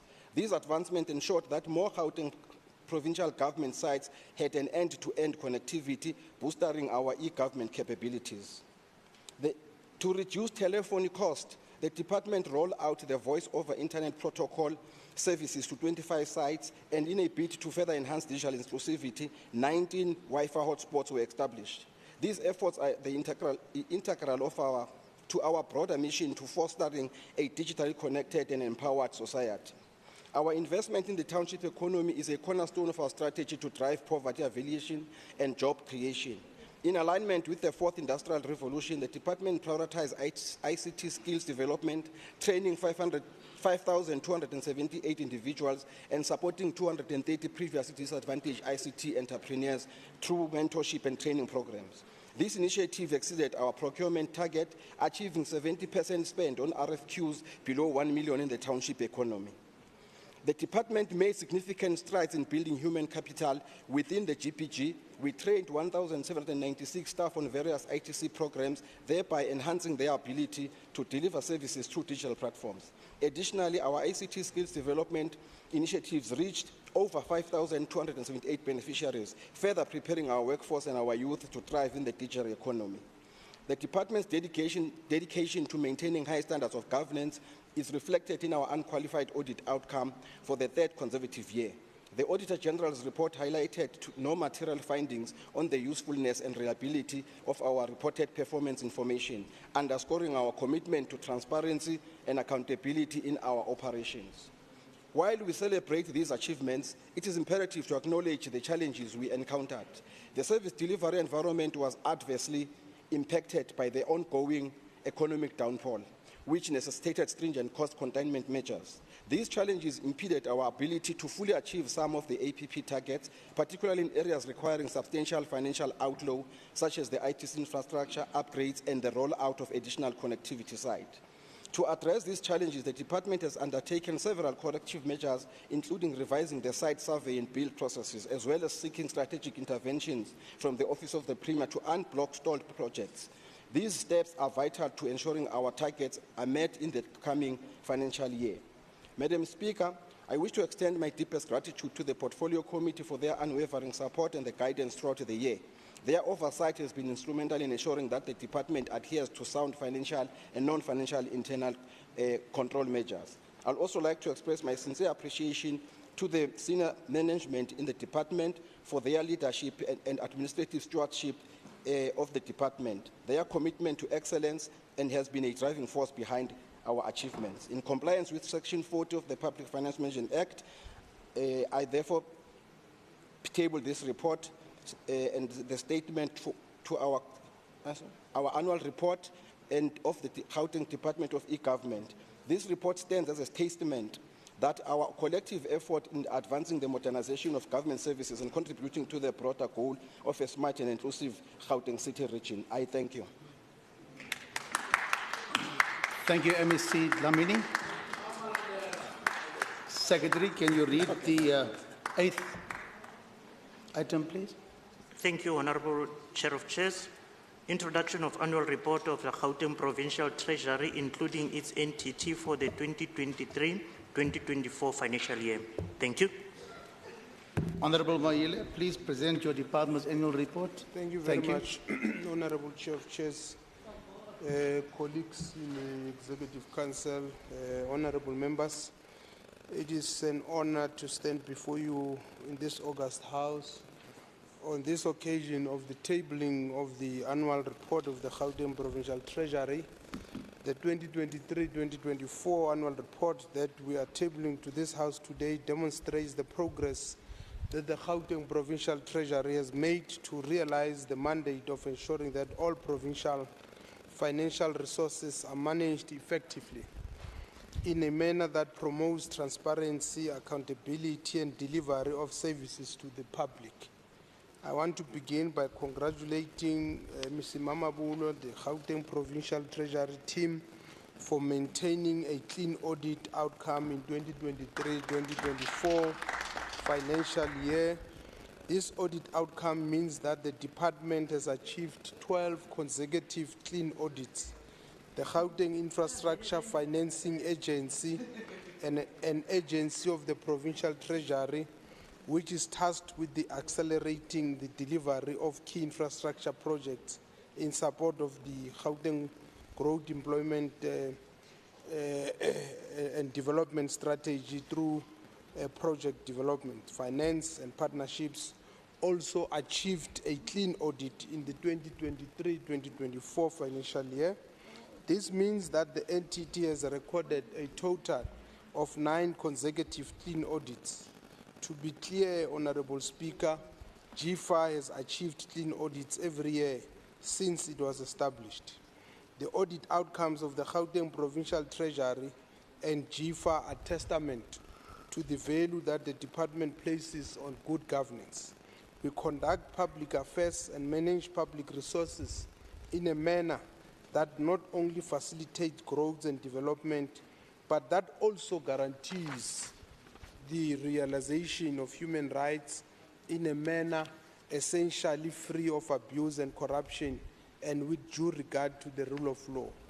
Our leadership role in financial management was also demonstrated through the support that the department provided to the province in the period under review.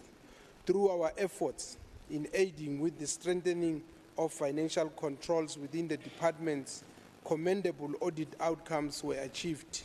6 departments sustained their clean audit opinions from the previous financial year, while the Department of Community Safety improved to a clean audit.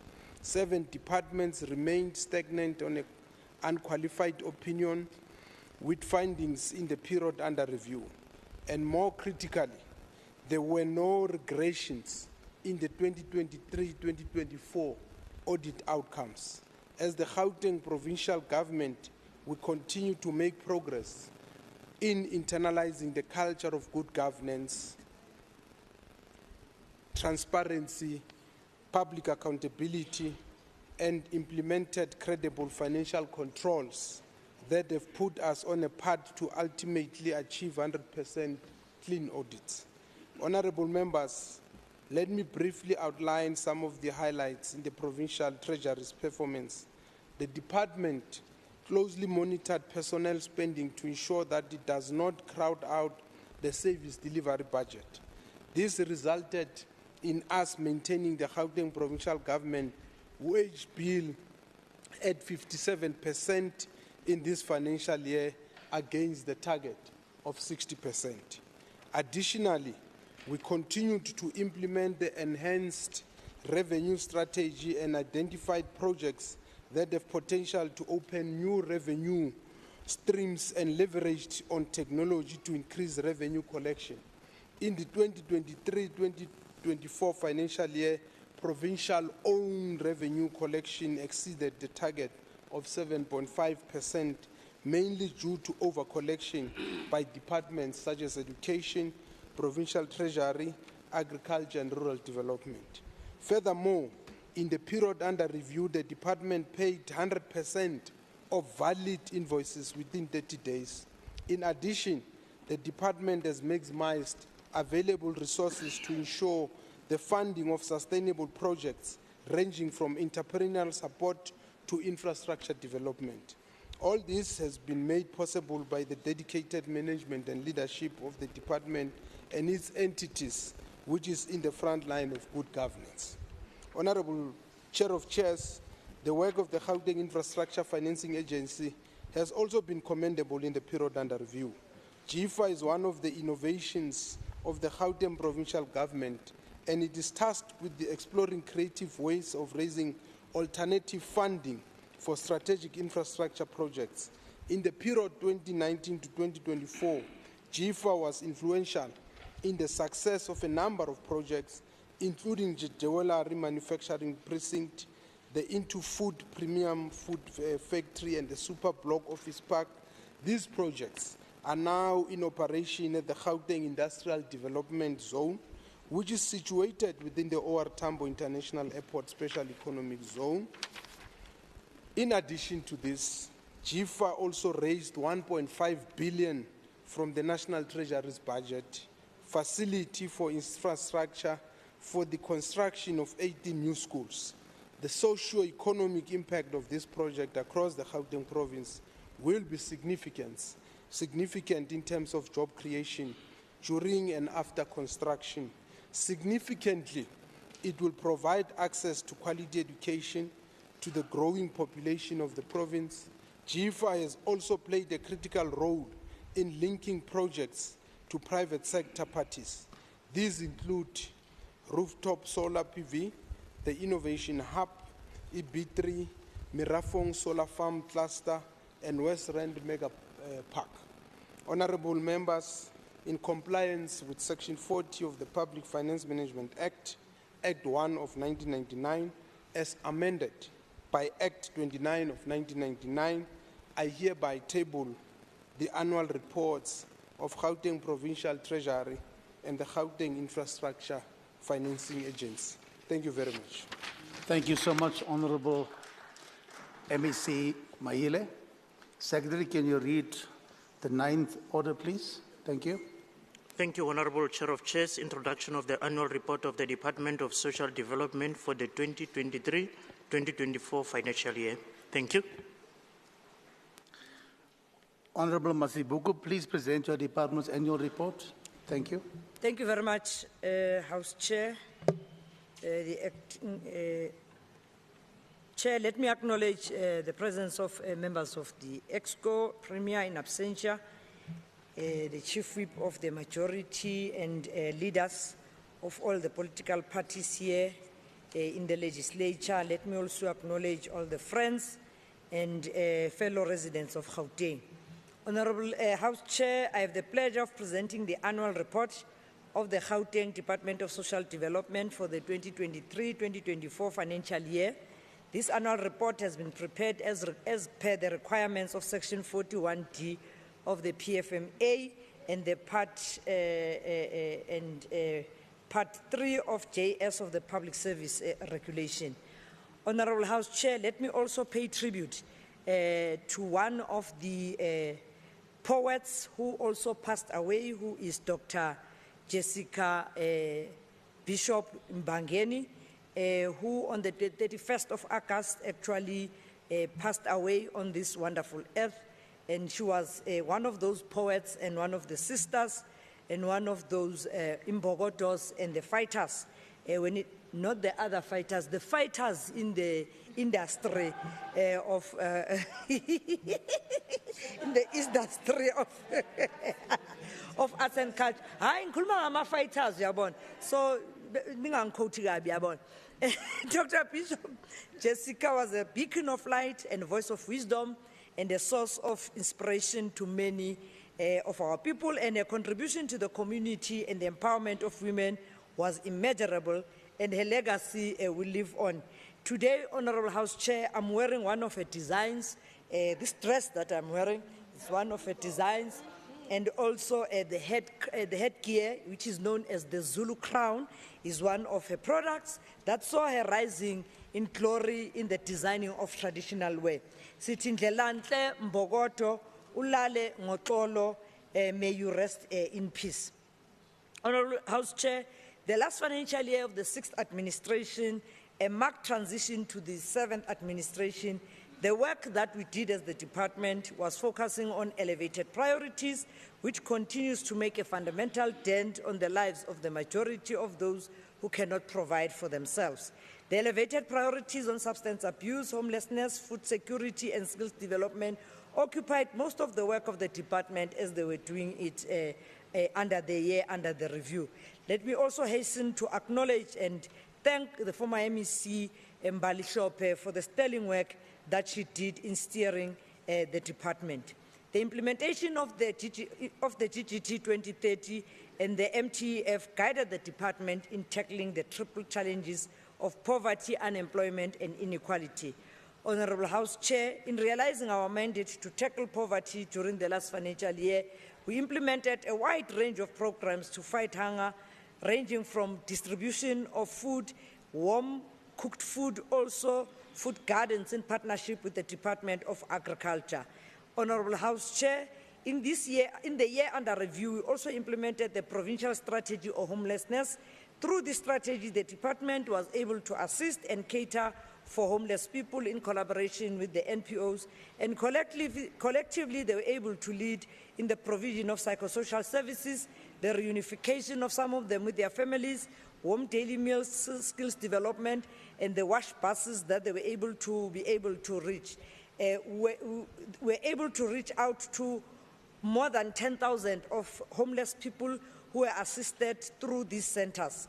Furthermore, we continued to implement social and behavioral change programs to address risky behaviors and harmful social norms as one of the significant components of the existing packages of social services.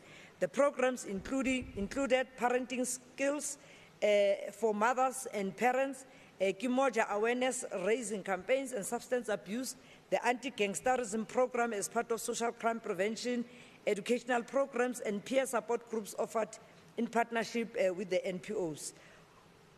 Honorable House Chair, with the high dropout rate and low transition from school to work, low skills levels and skills mismatch, and low entrepreneurial spirit and self-employment, the Gauteng Department of Social Development, through the Sustainable Livelihoods and Youth Development Directorates, were mandated to tackle the social ills affecting young people in the province. In the year under review, we were also able to assist more than 40,000 patients to go through the rehabilitation, and those that have got a challenge of substance abuse. The work included massifying the awareness programs and prevention, and also ensuring that through the hotline number, many people were actually able to be afforded an opportunity to place themselves for that rehabilitation program. The department also responded to the provincial priorities in ensuring that the skills development through employing and identifying young people through the 1 million, TSEPA 1 million program and the EPWP and through the Sawubona Mhlali service delivery brigades. We're able to also distribute dignity packs and school uniforms, and we know, Honorable House Chair, that the department was not able also to meet the targets of last year, and we profusely apologize to all the learners that were not able to get their dignity packs and all their uniforms, and we hope in January, definitely sure, more than 100,000 of these learners will be able to be wearing their uniforms when the schools reopen, and it's a promise that we made. We are also working towards stabilizing and restoring the NPO relationship that has been compromised. We believe that even tomorrow, Honorable House Chair, will be hosting those that have not yet been paid in the NPOs, so that then we engage further and check what it is that still makes them not to have received their money. With these few words, we hope that they have accepted our apology for them not being able to do their work through the challenges that the department actually abandoned them. Honorable House Chair, as we look forward to the new financial year, we'll continue to sharpen the strategic focus of the department and combat poverty, address social ills and promote social inclusion as part of our plans for ensuring that we meet the needs of our communities. Thank you, Nyabo. Thank you, Honorable MEC Mazibuko. Can the Secretary please read for us the 10th order? Thank you. Thank you, Honorable Chair of Chairs. Introduction of Annual Report of the Department of Cooperative Governance and Traditional Affairs for the 2023-2024 financial year. Thank you.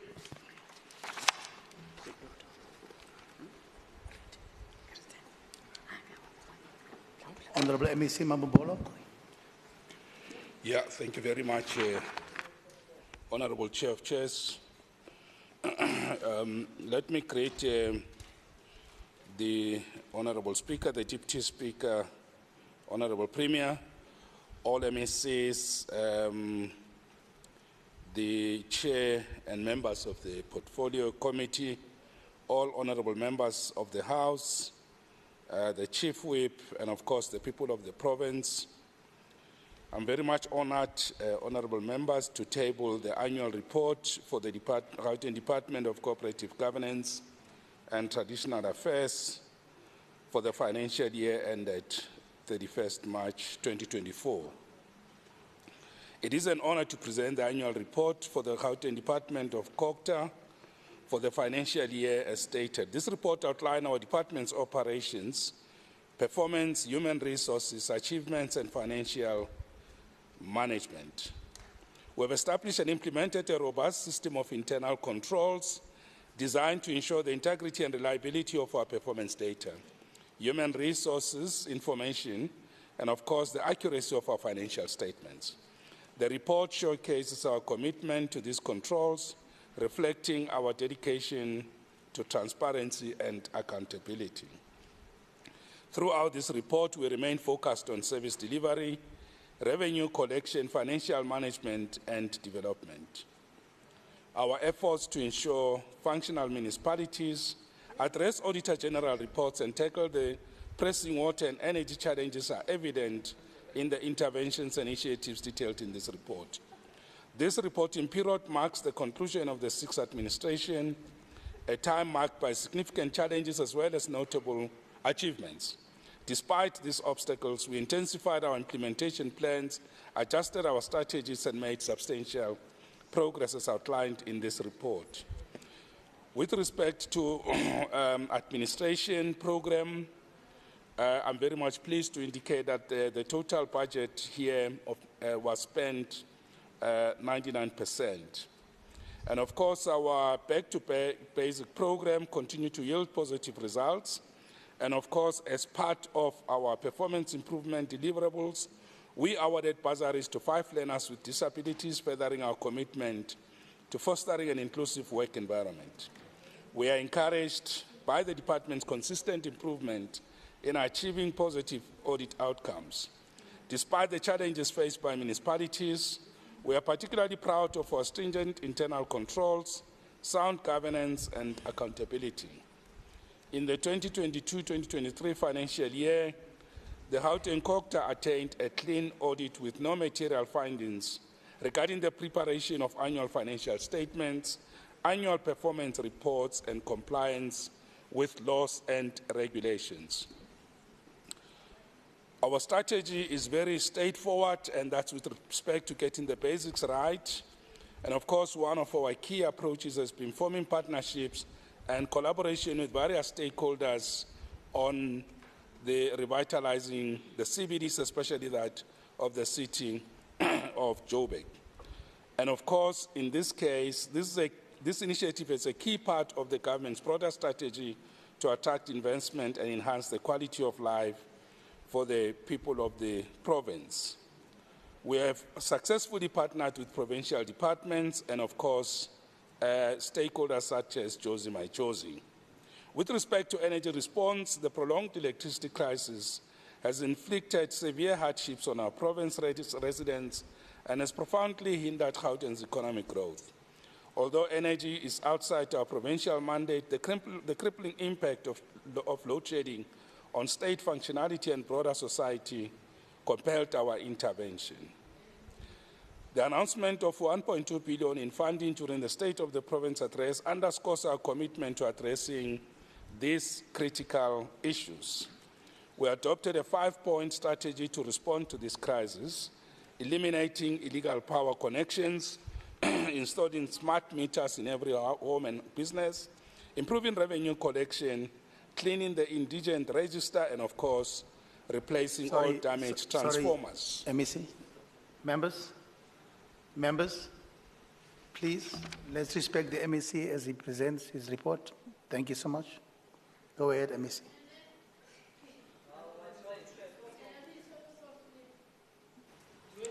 Go ahead, MEC.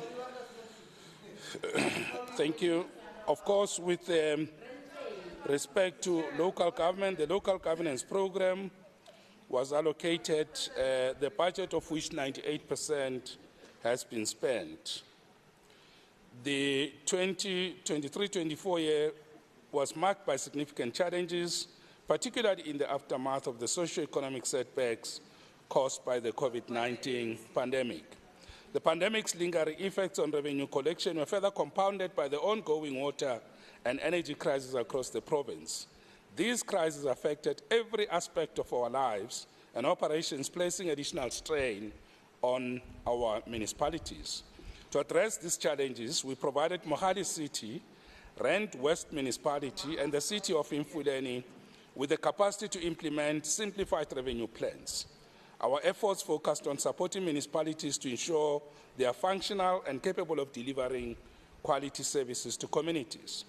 We streamlined our activities and leveraged mutual strengths to improve government planning, interventions, and of course responses to community challenges. Now, with respect to our program of development planning, honorable members, during this period, Gauteng Province, like the rest of the country, faced significant infrastructure service delivery backlogs. These backlogs negatively impacted economic growth and, of course, were a central consideration in the implementation of our development plans. To address these challenges, we actively engaged metros to improve project management.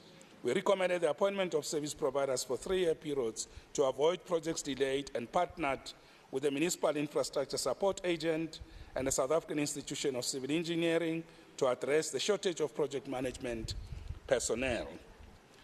Now, of course, building capacity to improve municipal revenue, we have developed a 3-year Gauteng Revenue Management Improvement Plan, which includes various interventions to ensure improvement in revenue collection.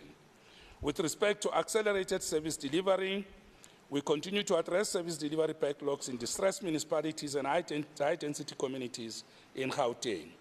Our focus remains on identifying areas for urgent intervention, facilitating completion of stalled projects, and developing long-term plans to prevent similar issues in the future. I'd also like to take this opportunity to thank the head of department, our HOD sitting there, Dr. Darion Bartley, his collective in the management team, and the entire COCTA staff for the hard work and dedication in ensuring that our province is positioned well in delivering services to our people. Thank you, honorable members. More time given back to the House. Thank you. Thank you, Honorable MEC Mamabolo. Secretary, can you read for us the 11th order? Thank you. Introduction of the annual report of the Department of Human Settlements, including entities for the 2023-2024 financial year, Gauteng Partnership Annual Report for the 2023-2024 financial year. Thank you. Honorable Motara, please present your department's annual report. Thank you, Chair of Chairs, esteemed members of the Provincial Legislature, members of the Executive Council, the Chief Whip of the ruling party, members of the media, and distinguished guests. Today, I stand before you to discuss and table the annual report of the Gauteng Department of Human Settlements. As we reflect on our housing mandate over the past decade, it becomes clear that our journey has been marked by significant achievements and formidable challenges. Over the last 10 years, our province has faced unprecedented trials, particularly during the COVID-19 pandemic, which brought the construction industry to a standstill. Lockdowns and economic closures severely disrupted housing development, delaying projects and exacerbating existing housing shortages. The construction sector has struggled to regain its footing, with reports indicating that it has not fully recovered from the impacts of the pandemic. According to industry data, construction output remains approximately 10% below pre-pandemic levels, highlighting the urgent need for revitalization in the sector. This annual report will focus on key areas of delivery and their impacts on the adequate provision of human settlements in our province. It is essential to reflect on the department's journey over the past 30 years of democracy, from 1994 to present. Since the dawn of our democratic era, we have provided a total of 1.145 million housing opportunities, improving the lives of approximately 3.5 million people in Gauteng. Moreover, our projects have generated 218,443 jobs and work opportunities, demonstrating our commitment to not just housing, but also economic empowerment. Our rapid land release program exemplifies our innovative approach to housing delivery by providing service stands complete with water, electricity, roads, streetlight, and sewerage. We empower beneficiaries to build their own homes from a selection of 7 pre-approved building plans. This initiative reduces the waiting time for fully subsidized housing and fosters a sense of ownership amongst our communities. The shift from traditional RTP houses to comprehensive mega human settlement has been pivotal in accelerating housing delivery and promoting spatial and socio-economic transformation. Currently, 33 mega housing projects are underway, redefining the landscape of our province and creating vibrant, sustainable communities. The Department of Human Settlements mega projects currently underway in Gauteng represent a significant investment in sustainable human settlements and aim to address the pressing housing needs in our province. Here are some key details about these projects. Firstly, the location and scope. The projects are spread across various regions in Gauteng, targeting both urban and peri-urban areas to ensure balanced development. Each project typically involves a mix of housing topologies, including affordable housing units, rental apartments, and social housing. Secondly, we include community amenities. In addition to housing, these projects incorporate essential community amenities such as schools, parks, healthcare facilities, and retail spaces. Infrastructure improvements, including roads, public transport access, and utilities, are integral components. Thirdly is the sustainable initiatives. Many projects include environmentally sustainable practices such as the use of renewable energy sources, water conservation services, and green building materials. The designs often prioritize public spaces and community engagement, fostering a sense of belonging and ownership amongst residents. Fourth is job creation. The construction and subsequent operation of these projects are expected to generate thousands of job opportunities for local residents, contributing to economic upliftment. Fifth is the phased development. The 33 mega projects are being rolled out in phases to ensure efficient management and to allow for community feedback and adaptation as needed. And lastly, collaboration.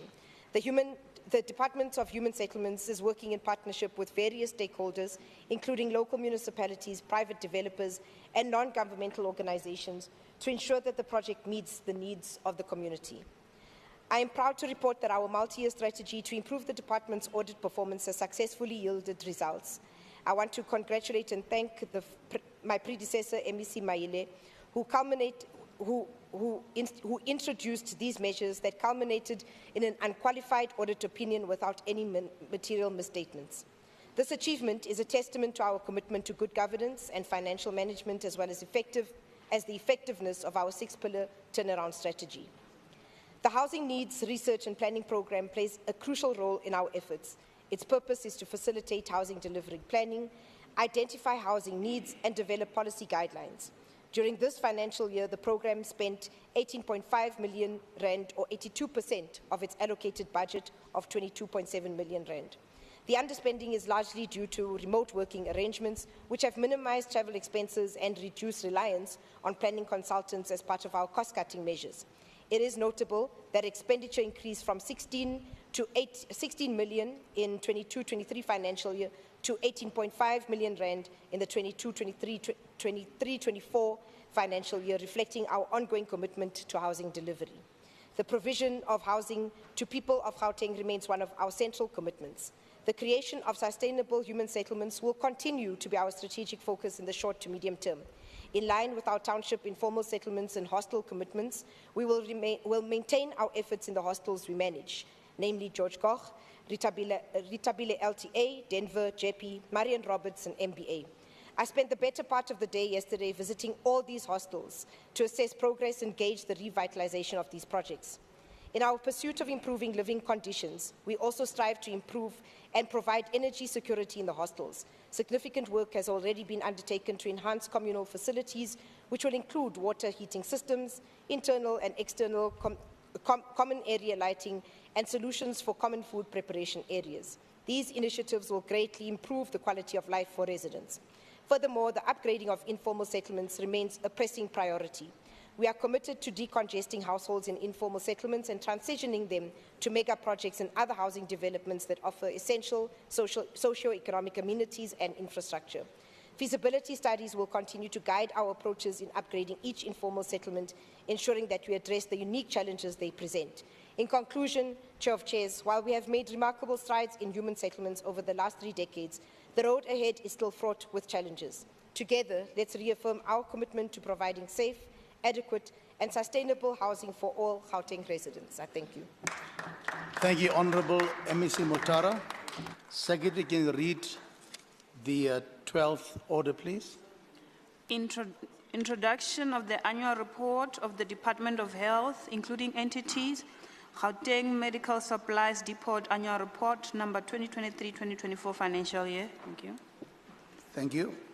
Honourable N. Komari Lahoko, can you please present your department's annual report? Thank you, Chairperson of Committees. Let me greet Madam Speaker and Deputy Speaker, including our Premier of Gauteng, all leaders of political parties, members of residents of Gauteng, ladies and gentlemen. It is an honor and privilege to table the annual performance report of Gauteng Department of Health for the year 2023-24 financial year to this esteemed House. This report reflects a year marked by both remarkable achievements and significant challenges as we strive to deliver high-quality, accessible healthcare to the people of Gauteng. The tireless efforts of our healthcare professionals, the strengthening of our maternal and mortality committee, and the effective implementation of health education programs have contributed to a substantial reduction in the maternal mortality ratio, which has decreased by 11% from 118.5 to 107.5. And this has contributed to saving lives and reinforcing our commitment to the safety and well-being of our mothers and their newborns. Furthermore, I'm pleased to report again to the House that 70% of pregnant women attended their first antenatal care visit before 20 weeks. This meaningful increase from the previous financial year is important as an early initiation of antenatal care and regular follow-up visits by pregnant women. who are very important for improving both maternal and fetal outcomes. We will continue again to intensify social mobilization and comprehensive health education campaigns across various platforms to ensure that more pregnant women participate in our antenatal care program.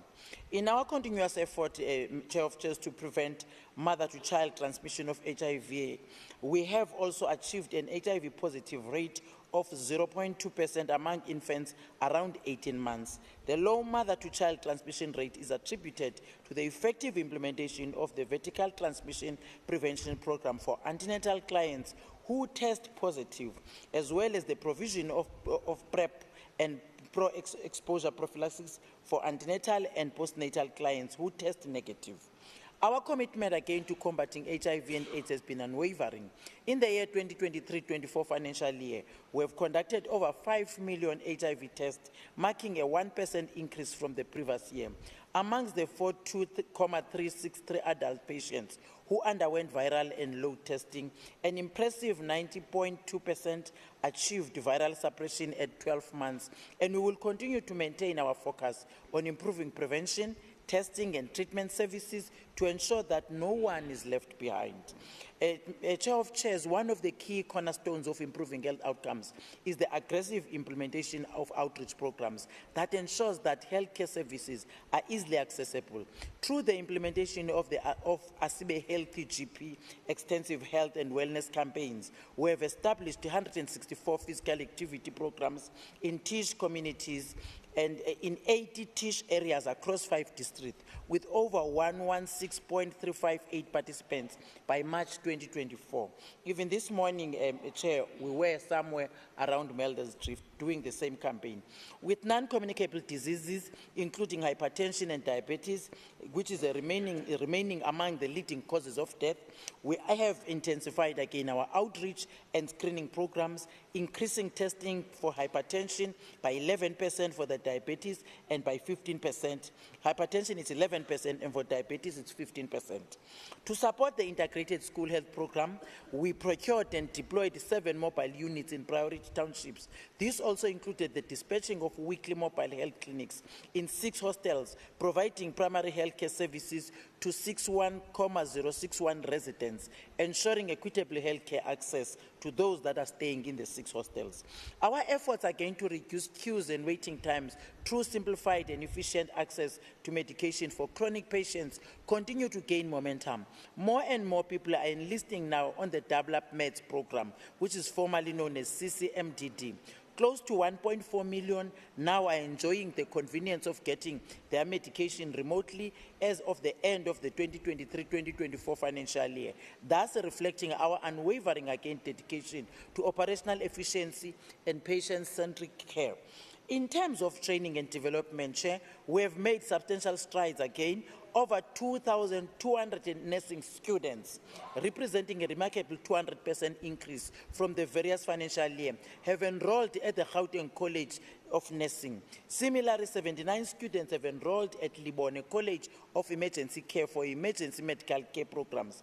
This surge in enrollment underscores again our commitment to building a robust pipeline and skilled healthcare professionals to meet the evolving demands of our medical landscape. The rollout of the free community-focused first responder training that we offer through Libone College has resulted again in over 3,000 people across township, informal settlement and hostel communities being equipped with the essential skills and knowledge for managing emergencies while waiting for professional help.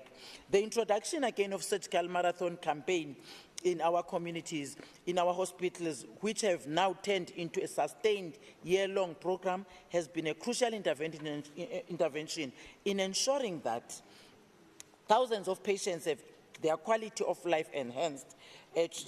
Chair of committees, we have made again considerable progress in integrating mental health services in our healthcare framework, increasing the availability of acute mental health care beds through refurbishing and opening mental health units in hospitals such as Bethaqwa, the old Bethaqwa Hospital, South Rand, Tshwane District, Tembisa, Edenvale, Dr. George Mukari and Chris Hani Baragwanath, including Bekim Langeni, including the newly opened Kopanong Gateway Specialized Mental Health Day Clinic. These efforts have increased the availability of beds that are dedicated to acute mental health care by 1.9% in regional hospitals and 0.6% in district hospitals, and continue to underscore our commitment to address mental health challenges and ensuring comprehensive care for all individuals. Additionally, through our maintenance and refurbishment program, we have completed ICU wards at Hani Academic Hospital, Dr. George Mukara Academic Hospital, and Jubilee District Hospital. Discoveries CHC and Kopanong Hospital have also undergone substantial refurbishments. Gauteng has the highest proportion of hospitals, with 68% of its accessed facilities achieving ideal hospital status nationally.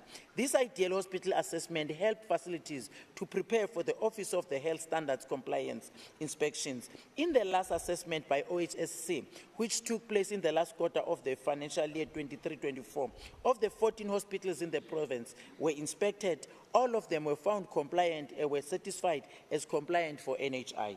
Honorable members, in our efforts again to modernize the healthcare system in the province, we have streamlined healthcare delivery through e-health. We have successfully implemented the health information systems across 33 community health centers and all the 37 hospitals in the province. This system, which includes both administrative and clinical modules, enhances patient referrals and streamlines information sharing, thus improving overall efficiency within our healthcare network. The successful rollout of the patient administration module and the ongoing implementation of clinical module demonstrate our commitment to leverage technology to enhance healthcare delivery towards the realization of one patient, one file goal. This is an integral part of measures that have been taken to ready the healthcare system for implementation of the National Health Insurance. We continue to expand access to primary healthcare through the addition of new facilities. Clinics such as Kekana Gardens, Greens Park, Spokane Zone 17, Divanches Drift, Clinic, Finetown, Philip Moyo MOU have been handed over to the communities. Despite these achievements, we want to acknowledge these areas that are requiring further attention, such as the shortfall in our revenue collection and including under expenditure. We are actively addressing these issues by implementing the end-to-end revenue collection solution during this financial year and improving supply chain management, streamlining finance processes, and enhancing governance and leadership within the department. Our focus is to ensure that every cent that is budgeted for is utilized effectively, and we improve healthcare services in all the Gauteng residents. Addressing the neonatal death rate within our facilities, which is another critical priority. We are committed to maintain essential steps in managing obstetric emergencies, training sessions, and conducting regular drills on helping babies to breathe and cardiography, which is CTG, as they call it, interpretation. We continue to strengthen infection control measures and advocate for infrastructure improvements in our endeavor to create an environment where every newborn has the best chance of survival. To boost immunization coverage, particularly for children under 1 year and the second dose of measles vaccination, we are enhancing monitoring and following up processes. This includes daily checkups to Road to Health booklets and monthly outreach campaigns supported by Reach Every District initiative with UNICEF Chair in addressing to the vaccine, ensuring widespread coverage remains important in safeguarding our children. Thank you, Speaker, for that. Thank you so much, MEC. Honorable Kalohoko.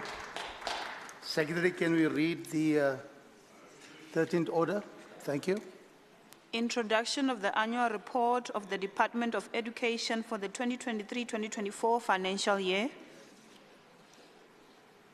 MEC Honorable Shilwane, can you present your department's report, please?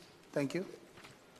Thank you, Chair of Chairs, honourable members, members of the Executive Council, members of the Portfolio Committee of Education, distinguished guests. Chair of Chairs, our performance in the year under review continued to be guided by the National Development Plan and medium-term strategic framework, priorities as well as provincial imperatives contained in the provincial strategy, the Growing Gauteng Together 2030. I'm proud to table the Department of Education's annual report for 2023-24.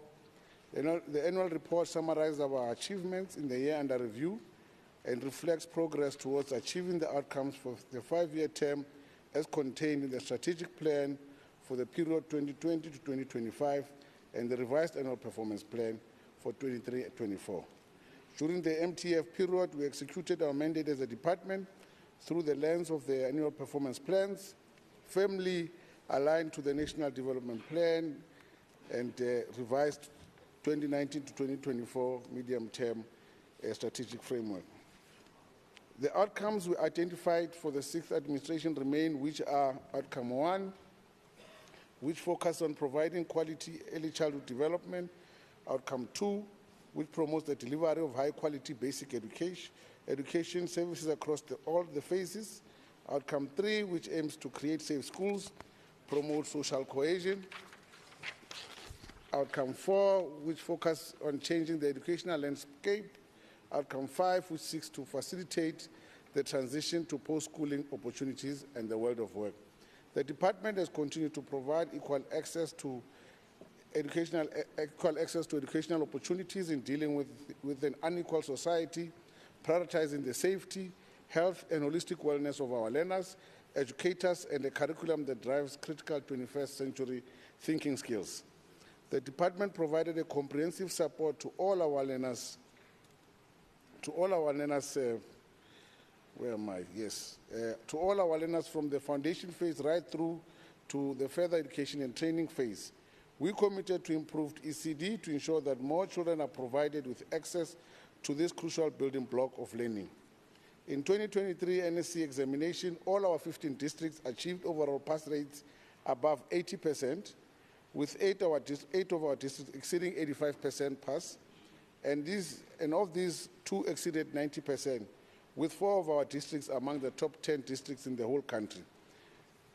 Improvement in overall performance realized in township, no-fee, SIP, independent, ICT, technical, and SOS schools.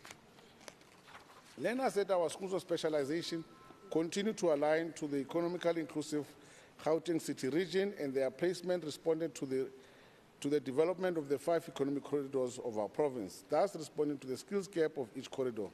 The various schools of specialization launched in the financial year focused on the development of numerous skills such as energy, manufacturing, and logistics, research, as well as information and communications technology. Investing in skills of the future focused on providing access to relevant curriculum offerings through schools of specialization, technical high schools, and special schools. In addition, we will introduce multi-certification skills program for learners across all our schools. Multi-certification skills program aims to equip grade 1 to 12 learners with skills not offered by the academic syllabus. These include coding, robotics, rocketry, drone technology, sign language, and more. By the time the learner finish their schooling after 12 years, they will have their matric certificate plus 12 additional skills-based certificates. We start the program from grade 1. The program will gradually be rolled out at public schools across the province, but institutions in townships and informal settlements will be prioritized. The multi-certification skills program was officially launched in 2023 at the Katlehong Engineering School of Specialization. To date, we have over 113 schools participating in 17 skills programs across the province from grade 1 to 12. We have over 515 learners for 2024 in the technical skills program, which includes plumbing, welding, EGD, automotive, and technical skills. In addition, we have over 16,900 learners participating in the 4IR skills program, which includes coding and robotics, and over 190,000 in the general skills program. Along with our other interventions for learners in selected grades, including grade 12, we have implemented the live online revision programs, support-based program in the 10 gateway subjects. The broadcasting of lessons was implemented in preparation for the final examination papers. The just-in-time revision has continued, where live lessons were streamed in close to 150 math, science, and technology conditional grant schools catering for natural science, mathematics, and physical science in the selected grades. 2 subjects were streamed on each day per grade. Schools provided smart boards, laptops, and projectors to access learning. Our learners with special education needs were not left out. Weekly meetings were held with the district-based support teams to provide support in fast-tracking the implementation of the screening, identification, assessment, and support policy. including the fast-tracking of admission for learners with high support needs. As a department, we continue to ensure that barriers to learning and development are identified and detected early, with more than 200,000 learners being tested for early identification of barriers to learning during the financial year. To facilitate relevant placement, support provided also included learners affected by autism spectrum disorder, wherein at the end of this period, we had 7 autism-specific schools, 23 autism-specific units, servicing more than 2,800 learners. The school safety indaba, being part of the Safe Schools campaign, was held to promote collaborative effort to reduce the rampant incidents of violence and crime within Gauteng schools. The indaba evaluated the progress of the campaign so far, developing further intervention for emerging threats, and also providing status update on identified high-risk schools or schools in high-risk areas in the province. This indaba aimed to mobilize different stakeholders to safeguard our schools against criminal activities, especially during school holidays. In efforts to address safety concern at our identified high-risk schools, Operation Khutlamolao was launched as one of the comprehensive interventions outlined within the Gauteng School Safety Action Plan, aimed at reducing the incidences of violence, bullying, suicide, substance abuse, sexual harassment at schools. The GDE's final appropriation for the 2023 financial year amounted to 63.3 billion, at which 99.7% was spent. The department has effectively improved on maintenance of internal financial, non-financial controls, as well as risk management in the context of extremely challenging operational environment. This has once again demonstrated our commitment to good governance and provision of quality basic education in Gauteng. The department averages a creditors payment period of 28 days and has successfully and consistently managed to pay service providers within the 30 days as required by the PFMA. The financial statement received an unqualified clean audit opinion during this reporting period. During this reporting period, the department registered significant achievement on being efficient and effective in achieving our targets set out for the year, despite numerous challenges encountered. The approved revised 2023 financial year APP was implemented and monitored in each quarter. As a result, the GDE met and exceeded most of the targets, resulting in an overall achievement of 92.45, meaning 53 indicators. Out of 53 indicators, 50 of them were achieved, only 3 were not achieved. In conclusion, I would like to extend my gratitude to the department's sterling work done to ensure that we achieve a clean audit opinion for the second financial year in a row, inclusive. And I would like to express my sincere appreciation for the contribution and leadership and guidance of our Premier and the support of the Executive Council, to which I'm indebted. Furthermore, thank all the oversight bodies, including the Chapter 9 institution, the Gauteng Provincial Legislature, Oversight Committee on Education, and all civil society organizations. In terms of Rule 68(1) of the Standing Rules of the Gauteng Provincial Legislature, read with Section 40 of the PFMA, I hereby table the 2023-24 financial year annual report of the Gauteng Department of Education. Thank you. Thank you, Honorable MEC Cholwane. Secretary, can you read the 14th order, please?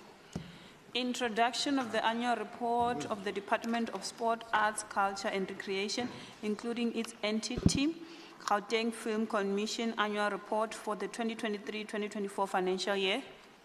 Thank you, Honorable Cholwane. Please present your department's annual report again. Thanks. Thank you, Chair of Chairs, honorable members, officials of DSACR, the Gauteng Department of Sports, Arts, Culture and Recreation,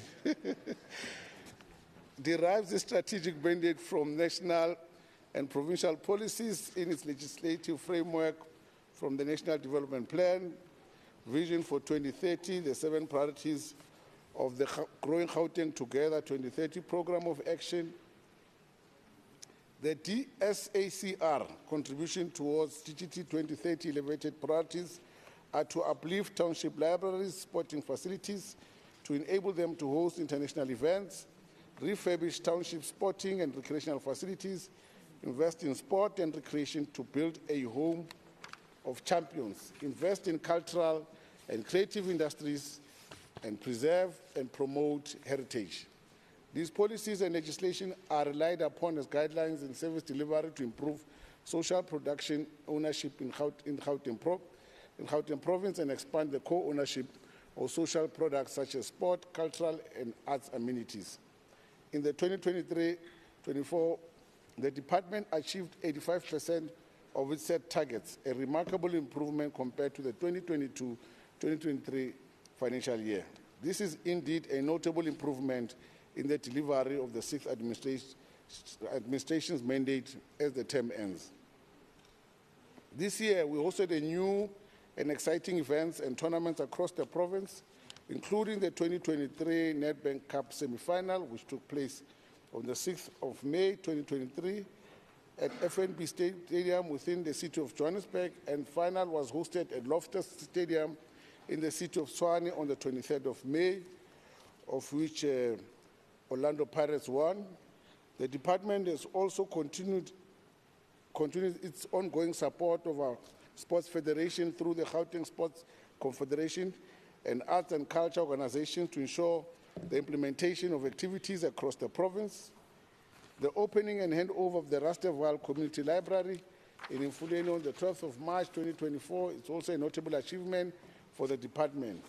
Furthermore, the department hosted the 2023 Crown Gospel Awards at the iconic FNB Stadium, drawing over 8,000 attendees from across the country. The Crown Gospel Awards talent search crisscrossed the 5 corridors of Gauteng and generated sensational excitement, and the winner of the awards was Fiso Mabuza, who was Crown's best emerging talent and won himself a recording deal and opportunity to be the opening act for the Grammy Award-winning gospel singer Bibi Winans at the 15,000-packed Sunbed Arena in Pretoria and Emperor's Palace in Ekurhuleni. The department continued delivering services in all 5 corridors in the Gauteng City region by focusing on addressing the main skills and development and job creation in the sector. This was realized through the filling of 144 vacant posts, as well as the 606 Nasispani youth development profilers posts, as we aim to bring renewed hope to the citizens of Gauteng with a focus on our despondent youth in the face of high unemployment rate and prevailing social ills. The department also strove to create an environment that protects the vulnerable group, keeps women and children safe, foster a healthy lifestyle, promote creativity and social inclusion. Sports, arts and culture have a remarkable ability to unite people across diverse backgrounds through shared experience. Sports activities create platforms for dialogue, promote inclusivity and strengthen social bonds, ultimately contributing to a more cohesive, harmonious society, which remains the departmental mandate. Arts and culture, too, plays a pivotal role in shaping our collective identity and promoting social cohesion. Our rich diversity of tradition, languages, and artistic expression serve as a source of pride and unity. By investing in the promotion of arts and culture, we celebrate our diversity, cultivate an environment where every citizen feels valued and included. Through cultural exchanges, festivals, and artistic collaboration, we build connections that go beyond geographic or ethnic boundaries. I conclude by acknowledging the leadership and guidance of our Premier, the Honourable Premier Panyaza Sufi, my colleagues in the executive, in the EXCO, the Portfolio Committee of Sports and Arts and Culture, led by the chairperson currently. I acknowledge the previous chair, Honourable Tulane Ndlovu, and the current chair, Disebo Tlhabere, which performed an oversight role in this period to ensure that the department improved in the provision of services and enhancing the quality of life of Gauteng citizens. That includes the former MEC, Honourable Mrakani. My deepest gratitude goes to the hard work done by our newly appointed head of department, Mr. Mashinini, our senior management team. Furthermore, I'd like to express my sincere appreciation to all employees who contributed to the success of the department during the financial year. In terms of Rule 68(1) of the Standing Rules of the Gauteng Provincial Legislature, read with Section 40, of the PFMA, I hereby table the 2023-24 financial annual report of the Gauteng Department of Sports, Arts, Culture and Recreation. Thank you. Thank you, MEC. Honorable Chilwane. Secretary, can you read the last order, please? Order 15. Introduction of the annual report of the Department of Community Safety for the 2023-2024 financial year. Honorable Mama Bola, can you present the Department of Community Thank you very Safety's much. annual report in the place of the Premier, Honorable Sufi? Thank you so much.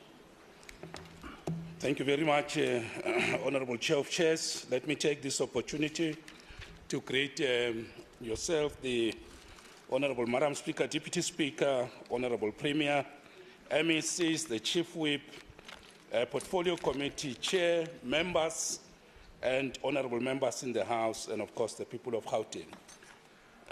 On behalf of the Premier, I am deeply honored to present the annual report of the Department of Community Safety.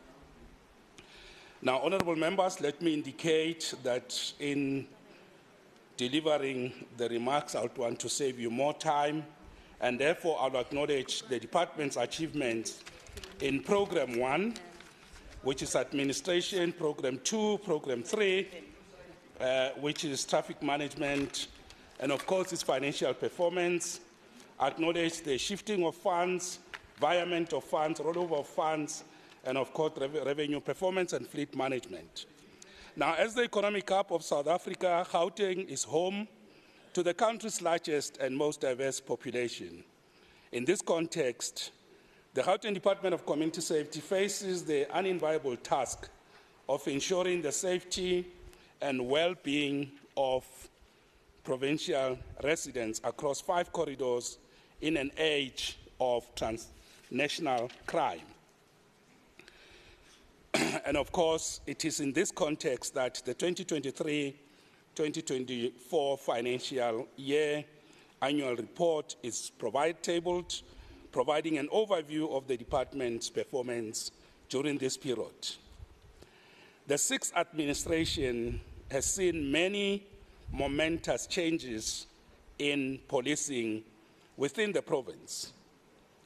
Technological integration has brought a comprehensive approach to combating crime, particularly in townships, informal settlements, and hostels. The Gauteng provincial government has implemented e-policing solutions, including the rollout of the e-panic button, installing CCTV cameras, and deploying helicopters and Gauteng traffic wardens across the province. These innovative interventions are significant milestones achieved by the department in the 2023-2024 financial year. To enhance its oversight role, the department regularly visited 145 police stations to monitor their performance and ensure improved police service. Additionally, the department continues to maintain the functionality of 144 victim-friendly rooms to prevent the secondary victimization of survivors of gender-based violence and femicide. During the period under review, law enforcement agencies established partnerships to conduct crime-fighting operations. The department has recorded significant successes in cases involving illegal mining, illegal possession of firearms, trading without a liquor license, drug dealing, drug possession, and land invasions, amongst others. We ensured customer satisfaction through an improved customer relationship management system, addressing 100% of inquiries. This initiative fosters engagement and promptly addresses residents' concerns. In our efforts to expand opportunities, we recognize that more work is needed to ensure the participation of people with disabilities in providing department services. This is crucial in creating an inclusive environment while delivering services to the community. Notably, in the 2023-2024 financial year, 100% of suppliers were paid within 30 days, and 51% of spending was prioritized for procuring goods and services from women-owned businesses. Furthermore, 21% of the expenditure was targeted at youth-owned businesses, aligning with provincial government priorities. As we approach the end of the sixth administration, let us appreciate the efforts of all safety ambassadors, law enforcement agencies, stakeholders, and government departments in contributing to a safer and more secure Gauteng for all. Gauteng has made significant strides in enhancing crime prevention, fighting strategies, yielding notable successes during this period. We extend our gratitude to the MEC, Faith Mazibuko, and of course to Head of Department, Ms. Sisulu, the senior management team, and departmental staff members for their unwavering and good work done, commitment to ensuring the safety of residents in the province, and of course, under their guidance and leadership, the department has achieved positive changes, enhancing its effectiveness and efficiency.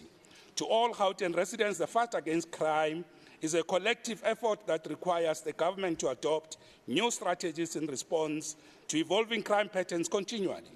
Enhanced efforts from community members, law enforcement agencies, and technological advancements are essential to ensuring effective policing and the safety of Gauteng residents.